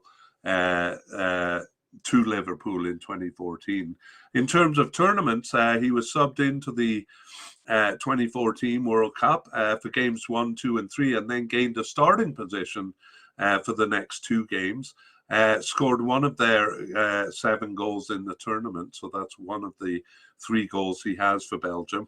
By 2016, though, he was a sub and just made it into a couple of games there, didn't score any goals. And after that, for 2018 World Cup and 2022 Euro Cup, he wasn't selected for either of those tournaments. So, as I say, kind of on and off the team, came back after Euro 2020, but then wasn't involved in the June game. So, all in all, we have him as possible but unlikely.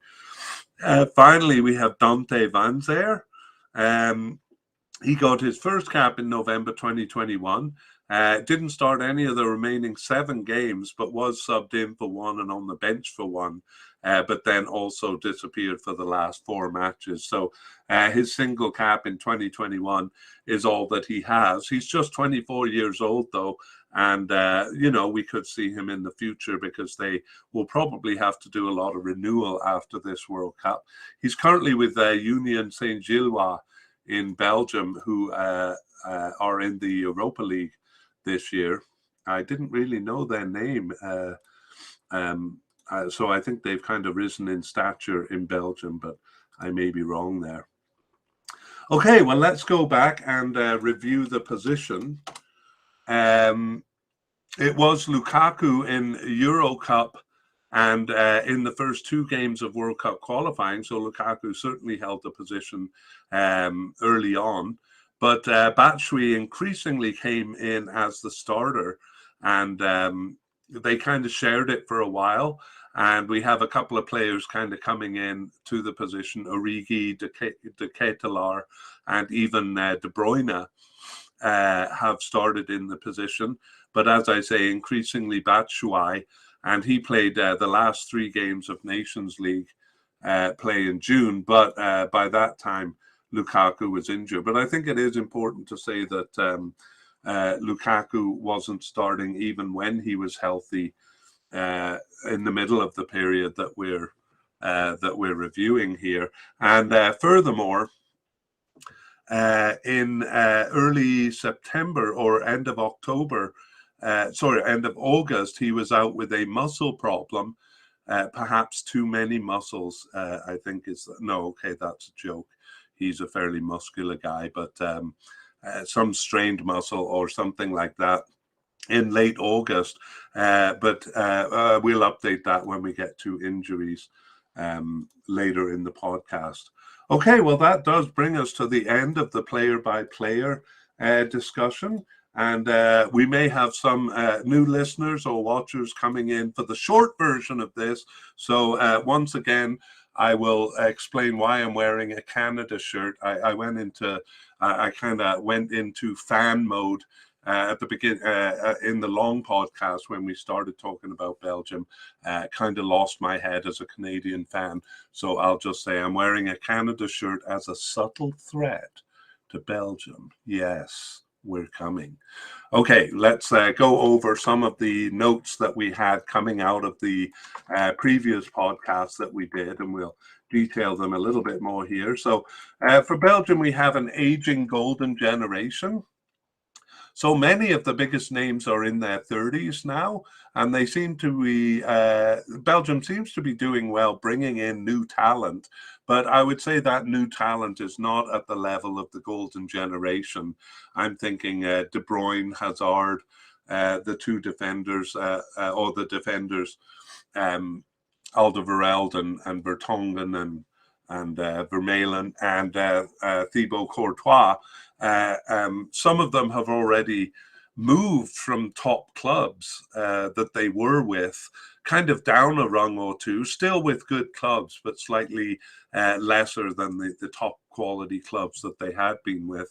And overall, it's hard to see Belgium maintaining the level that the golden generation has been playing at.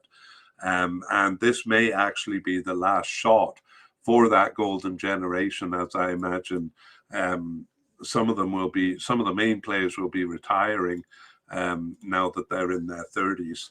Over that period of the golden generation, Belgium has been very good, but not great. And I'm comparing kind of their FIFA rankings to their results in tournaments for the most part.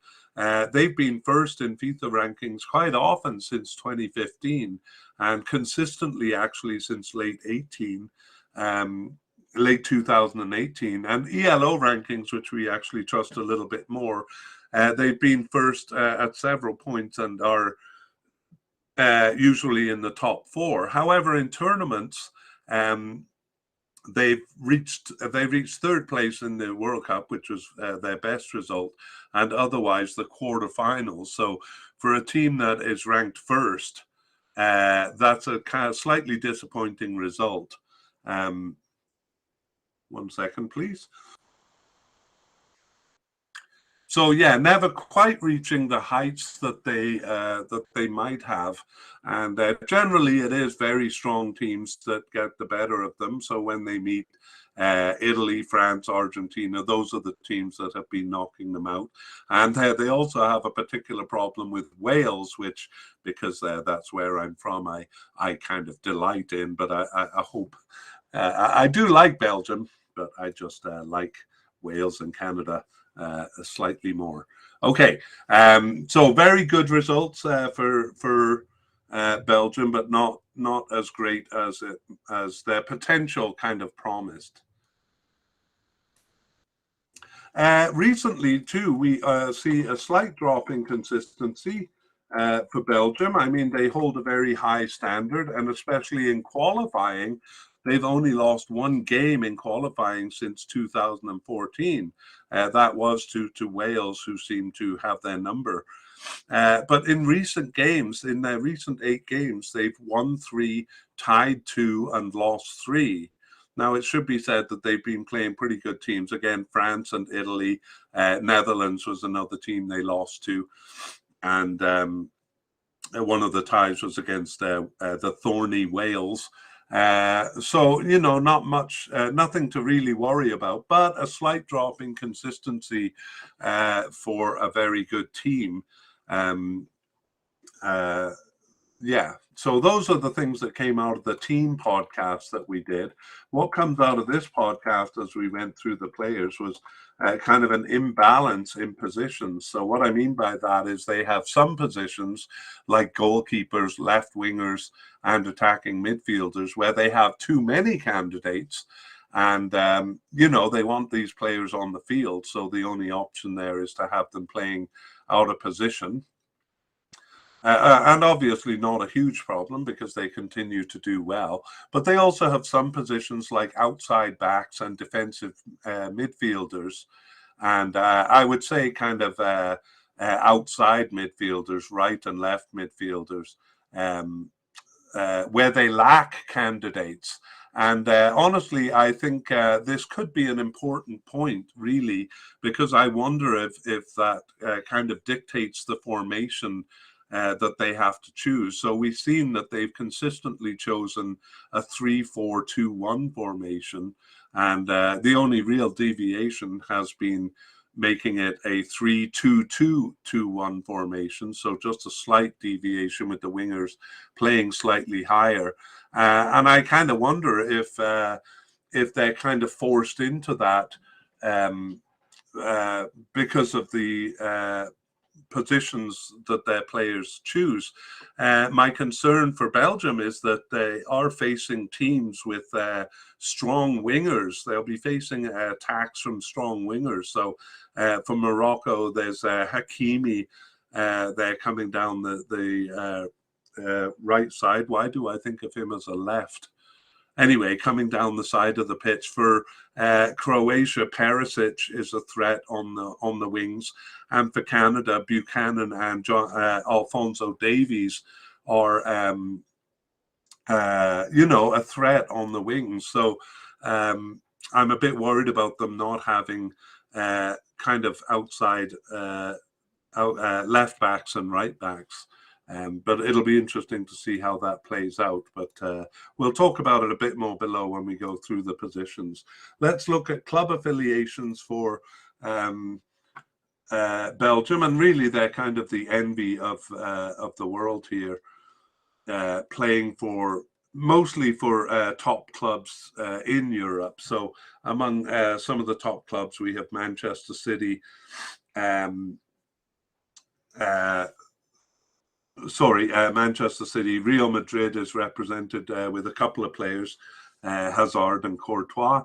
Atletico Madrid has Carrasco, and Borussia Dortmund in Germany there with Thorgan Hazard. And I thought they had a couple of players with Borussia Dortmund.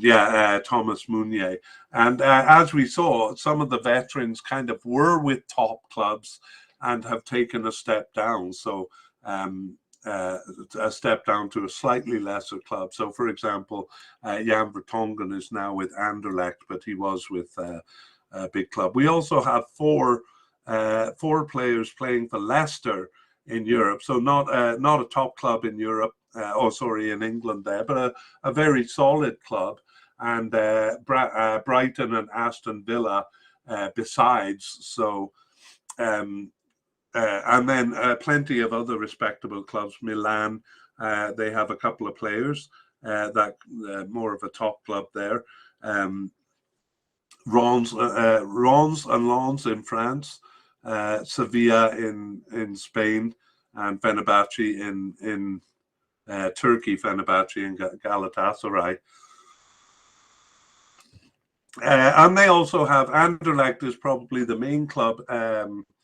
But actually only represented by one player, Vertonghen there. But a lot of these players have come through Anderlecht. It's the biggest club in Belgium. Actually, more players play for Club Brugge. I don't know if I've mentioned, but Canada has two players on Club Brugge in Belgium. But Belgium has three. Vanaken, Boyata, and Mignolet all play for Club Brugge, and they're in the Champions League this season. So very good pedigree in terms of club affiliations. And let's move on to talk about the stats that I've been putting together for teams here as I go through these podcasts. One of the stats I have is how many players do they kind of have on the table in front of them on the slate. And to do this, I'm basically looking at players that have been called up since 2020, although it's a bit of a rough estimate. But it's 43 for Belgium, and the average is 49. So a bit lower than average. And what lower tends to mean is one of two things: either they don't really have that many candidates to choose from, or they're a very tight squad, so they don't feel the need to kind of bring in new players and experiment that much. And I would say the latter is more true of Belgium. However, we have seen in some positions that they don't seem to have a lot of candidates for positions like left back and right back, and some of the central midfield positions there. So I think this number 43 is a bit low, and is a bit different than most teams in that they have kind of an overabundance in some positions and a lack of candidates in other positions. But again, they've done so well that it doesn't seem to matter that much. Players playing out of position doesn't seem a big problem for Belgium. Total number of players under consideration, that's the players we've categorized as definite, likely, or possible, is 32, and the average is 33. So not much to comment on there. And then the total number of players in the definite and likely category is 22. And what that kind of means is that they've pretty much decided on 22 of the 26 players they will bring. And of course, there's always the possibility of a surprise or injuries that might lower that number. And to fill the remaining positions, the total number of players under consideration, 32, means that they would basically be choosing the other 4 from among those, probably those who are in the possible category here. But again, room for surprises there with players coming into form. And to be honest, I should have said this earlier, I kind of suspect that they might be bringing in a couple of players in September who are left backs or right backs or central midfielders, so that it will give them the ability to be more flexible in their formation, because they've used that same 3-4-2-1 formation throughout the period, the 13 games that we've talked about, and actually throughout the Euro Cup too. So a little bit of ability to adapt to other teams might serve them well. So I wouldn't be surprised if they do try out a few new players in September there, but we'll report on that in the update podcast. Okay, in terms of average age, Belgium is 28.5. Most teams are somewhere between 25 and 27. The average is 26.7. So compared to other teams, Belgium is actually quite a bit older than the other teams. The oldest team we have besides Belgium is Iran at 27.7. That doesn't really mean much.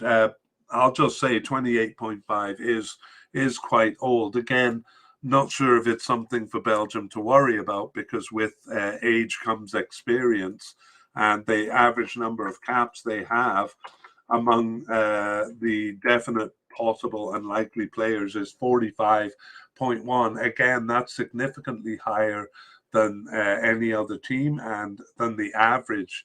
The average is 28.5. So they're bringing a very experienced team, although a bit of an older team. So I'll just talk about the age a little bit more here. They have 14 of those 32 players are 30 years old or older. If we extend that down to 29 years old, then 19 of the 32 players are 29 years old or older. At the other end of the scale, they only have 4 players who are 23-year-old or younger, and most of those are in the possible category. In fact, all of them are. The only kind of starter is Yuri Tielemans, who's 25 years old. That's kind of their youngest starter. So they probably will be rebuilding after the Cup. But I wonder if their age will kind of catch up with them a little bit here in the World Cup. But again, it is balanced with experience and with goals, because this is incredible. They have 268 goals among these players, and that is much higher than any other team. Germany, which we considered a high-scoring team, has 180, and France has 191. And if we bring this down to kind of goals per player to balance it out a little bit, it's 8.1 goals per player for Belgium, whereas Germany is 6 and France is actually 5.5. So Qatar is also actually a very high scoring team with 7 goals per player and 182 goals, but Belgium outstrips them quite a bit. And we'll take a look at who's scoring all of those goals.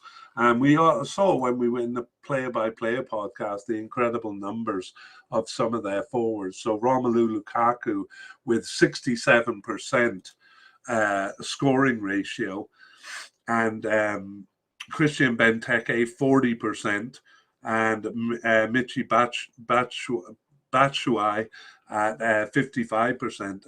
Anything above 40 is really high, and Romelu Lukaku has done it over 100 games, 68 goals in 102 games. So that's a very consistent performance.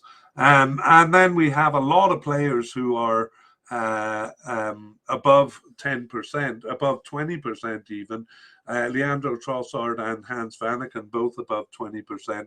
Thorgan Hazard 20%, Kevin De Bruyne 26%, 27%, and Eden Hazard also 27%. So getting goals from all over the field, and even a rash of players with above 10%, including some of their more defensive players. So I won't yammer on too much about it, but scoring goals, not a problem.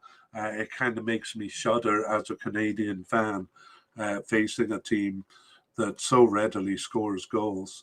All right, let's move on to player issues to watch. So in defense, we kind of covered this above, where we talked about an imbalance of positions. So that'll be detailed a bit here. Too many goalkeepers to choose from right now. They have 1 definite, 3 likely, and 1 possible candidate. So obviously they'll have to cut that down probably to 3 goalkeepers coming to the Cup, and someone will be disappointed. We'll talk about that when we go through the team by team and talk about the starters. But on the other hand, they're lacking right and left backs, or left backs and right backs. So it's a bit of a chicken and egg argument, really. Do they play with that 3-man defense because they lack these players in these positions, or are these players just not developing because they always use the 3-man defense? Which one causes the other? In other words, nevertheless, the result is that they do seem a bit forced into that 3-man defense because they lack the outside backs.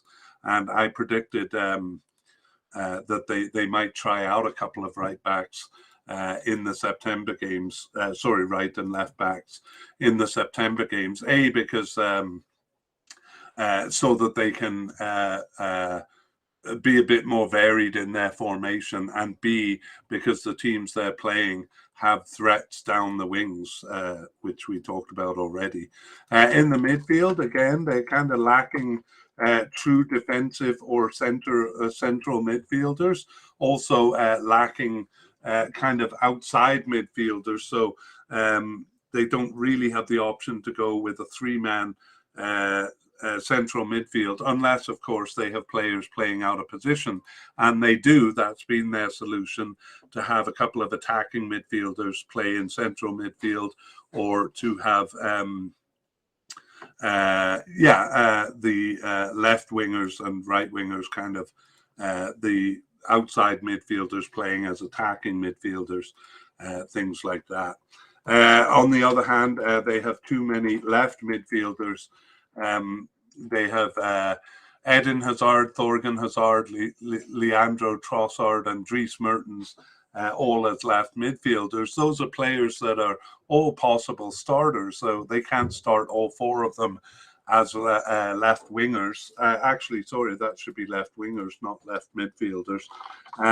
They can't start all of them, so logically they kind of move them to different positions. So players kind of playing slightly out of position. To go back to central midfielders, they have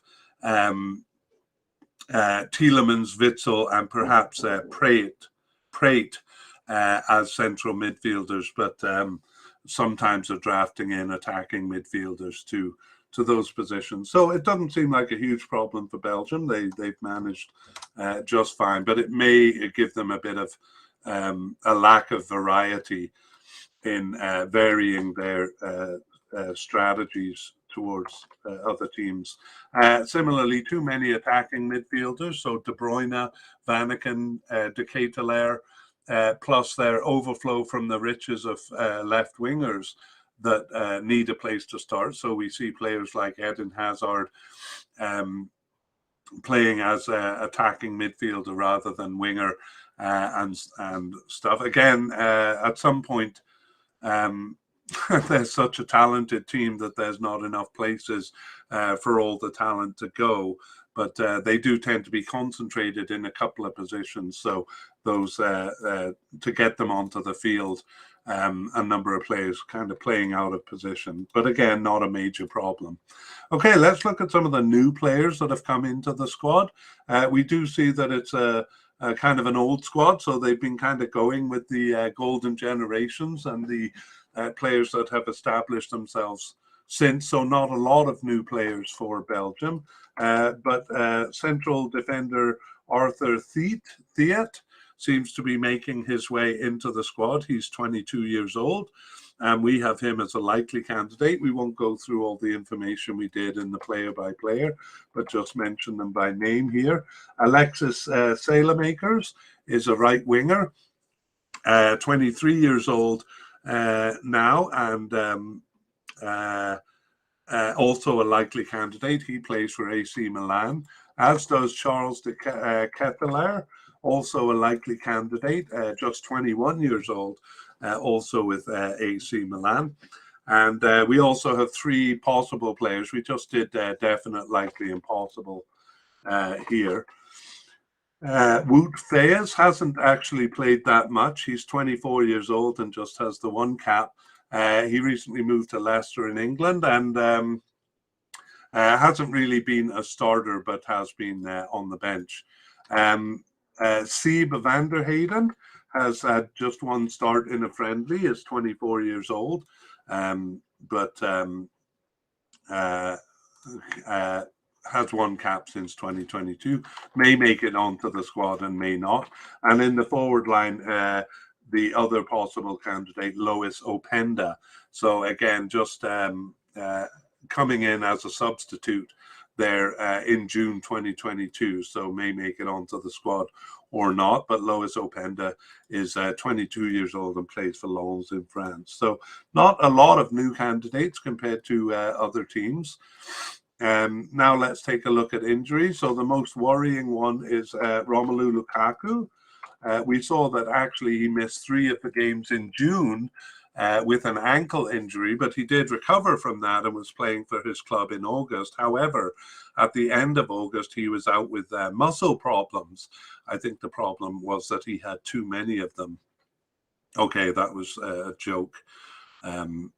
He is muscular, but whatever the muscle problem is, he's expected to return in mid to late October. So hopefully that won't be a problem. But I'm very interested in the September games because even before those injuries, Lukaku wasn't playing or wasn't starting as much for Belgium as one might expect. And I'm curious to see whether Michy Batshuayi is the starter in September. Well, he probably will be given these injuries, but we may have to wait until the Cup.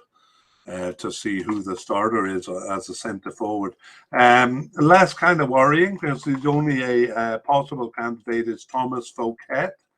So he was out with a hamstring injury from early August, and so that can be kind of a long-term injury, and we don't have a return date for him, an unknown return date. So Thomas Fouquet may not be fit for the Cup. Okay, let's take a look at some notable absences. So again, this golden generation kind of aging, but most of them are still there. Although it could be the last tournament for quite a few players here. Thomas Vermaelen, though, has kind of aged out, if you will. He's 37 years old, and he last appeared in the Euro Cup. It was actually January 2022 when he announced his retirement, but 85 caps and played from 2006 to 21, but probably would be... won't be there for this Cup. Nasser Chadli also last appeared for the national team in 2021 Euro Cup, and he's been with the team since 2011 and has 66 caps and 8 goals. He's just 33 years old, so still a chance that he may be called back in. He hasn't announced his retirement or anything, just hasn't been selected. Jeremy Doku, a bit of a surprise to me because I thought he was quite good in the Euro 2020 Cup 2020, but hasn't been called up since. And he's just 20 years old, actually, so kind of came on the team quickly and then off the team quickly. But again, I wouldn't be shocked to see him find his way back in. Maybe not for this tournament, though. And then we always add the players, big players from the 2018 World Cup, because some listeners just follow teams from World Cup to World Cup. So people who follow Belgium will find that these players have been off the team for quite a while. But Vincent Kompany, he was with the team from 2004 to 2019. So even in the World Cup, he was kind of injured at the beginning of the tournament and was starting to look a little old at that time, 32 years old with the 2018 World Cup, but well off the team now. And then Marouane Fellaini, most memorable for his hair and his elbows. And he was with the team from 2007 to 18 and was 87 caps and 18 goals. He started actually in the, he was a sub in the 2018 World Cup. So another player who was kind of getting old even at the time of the 2018 World Cup. So we won't be seeing any of those players, or possibly Jeremy Doku or Nasser Chadli, but neither of them have played since the 2021 Euro Cup. Okay, well, we're going to finish with predicted starters here. So, and we'll try to name the definite and likely candidates. So we have Roberto Martinez as the manager. And of course, I doubt they'll change that before the Cup here. So he's a definite. A little difficult with goalkeepers because Thibaut Courtois definitely seems like the starter, and I'm going to nominate him that way. But he wasn't starting quite a few of the games since the end of in the last half of the period that we've talked about. So let's say from 2022. But injury did play a role in that. And we have 3 likely candidates in Simon Mignolet, Cohen Casteels, and Mats Sells. So Mignolet is probably the second keeper, and if Courtois isn't the starter, he probably would be. But I think Courtois will be if he's healthy.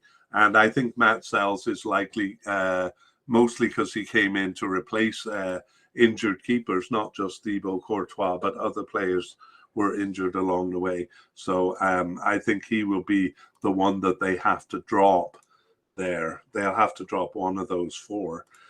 Central defenders, we have a definite candidate in Leander Den Donker, although I don't see him as a starter.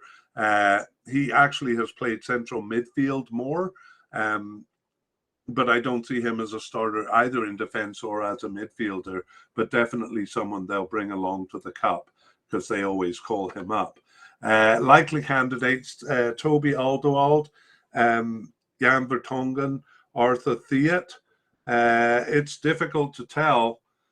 I think it will be Alderweireld and Jan Tongen, and I think Boyata I would have named, except he was off the team for the last few games, so a bit uncertain there. The other possibility is kind of a rotation of these players, or some of the possible ones. They'll probably bring 5 or 6 to the Cup, and there has been a lot of rotation back there. So even with Alderweireld and Vertonghen, I'm a bit reluctant to say that they're definite starters.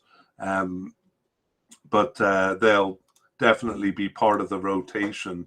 I think I'm going to actually change it to yellow, suggesting they're part of the rotation. But I need to look at the September games to try to pin down who I think is going to be starting.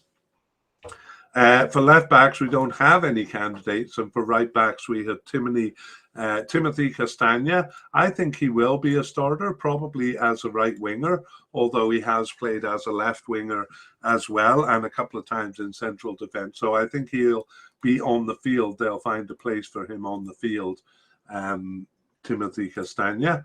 In the midfield, none of the defensive midfielders look like starters. There's actually only one who's a possible but unlikely candidate. But we have central midfielders Yuri Tielemans and Axel Witsel as definite, and Dennis Praet as possible, although I think they will bring him to the Cup. But I'm going to nominate Tielemans and Axel Witsel as starters. It's not necessarily going to be them, because they do sometimes bring attacking midfielders back in to start, but I'm pretty confident that they will start, will be the starting central midfielders.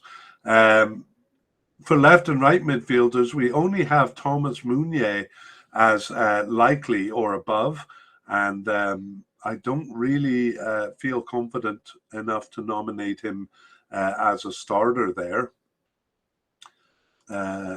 He usually plays the right wing position. I think it will be, but I'm not confident enough to say so, because again, a lot of other players have come into that position. For left wingers, these players are actually more often play as attacking midfielders. But Leandro Trossard, Yannick Carrasco, Thorgan Hazard are the definite unlikely players. And again, I'm not confident enough to say any of them will be starters. I kind of feel like it will be a rotation. Each of them will maybe start a couple of games rather than one firm starter there. On the right wing, we actually saw that it's the right midfielder, Thomas Meunier. So maybe I should put him as a potential starter. But no, I'm not confident enough to say so. They're very tough with Belgium, because they do have players rotating in and out quite a bit. However, we have Kevin De Bruyne and Hans Vanaken. In the player-by-player, I put them as versatile midfielders, because they kind of play all over the place. I think they'll definitely start, although I can't say with any confidence where they'll start. So they could start as central midfielders, perhaps replacing Tielemans or Witsel, or they could start as attacking midfielder. De Bruyne even started as a centre forward once. Moving on to attacking midfielders, we actually moved Eden Hazard from left wing to attacking midfielders, but honestly, I don't really think I see him as a starter anymore. I know he's had some fitness concerns, and they don't have an actual attacking midfielder position, so it's other players who play as the left attacking and right attacking midfielders. I think Hazard will get some starts, but won't be a firm starter. That's what I'm going to do, and label him in yellow. I sound very undecisive here, but really I think it's because they have rotated players in and out so much that it would be a mistake to say who's going to be a starter. Same with Batshuayi and Lukaku up at the top.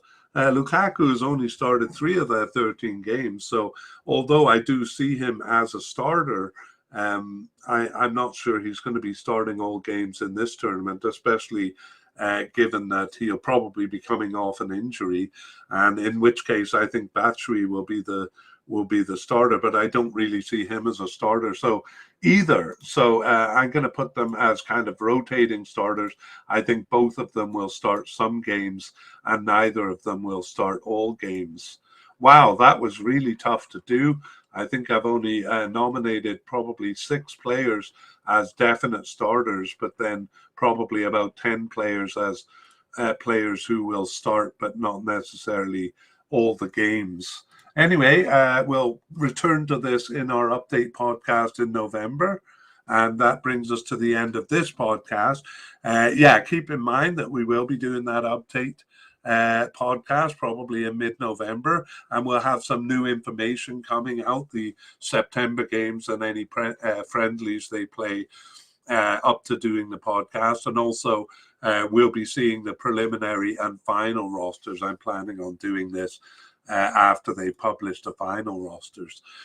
Keep an eye out for us at Soccerphiles Canada. That's Soccerphiles with a PH and in the middle and an S at the end. And you can visit our website at soccerphiles.captivate.fm.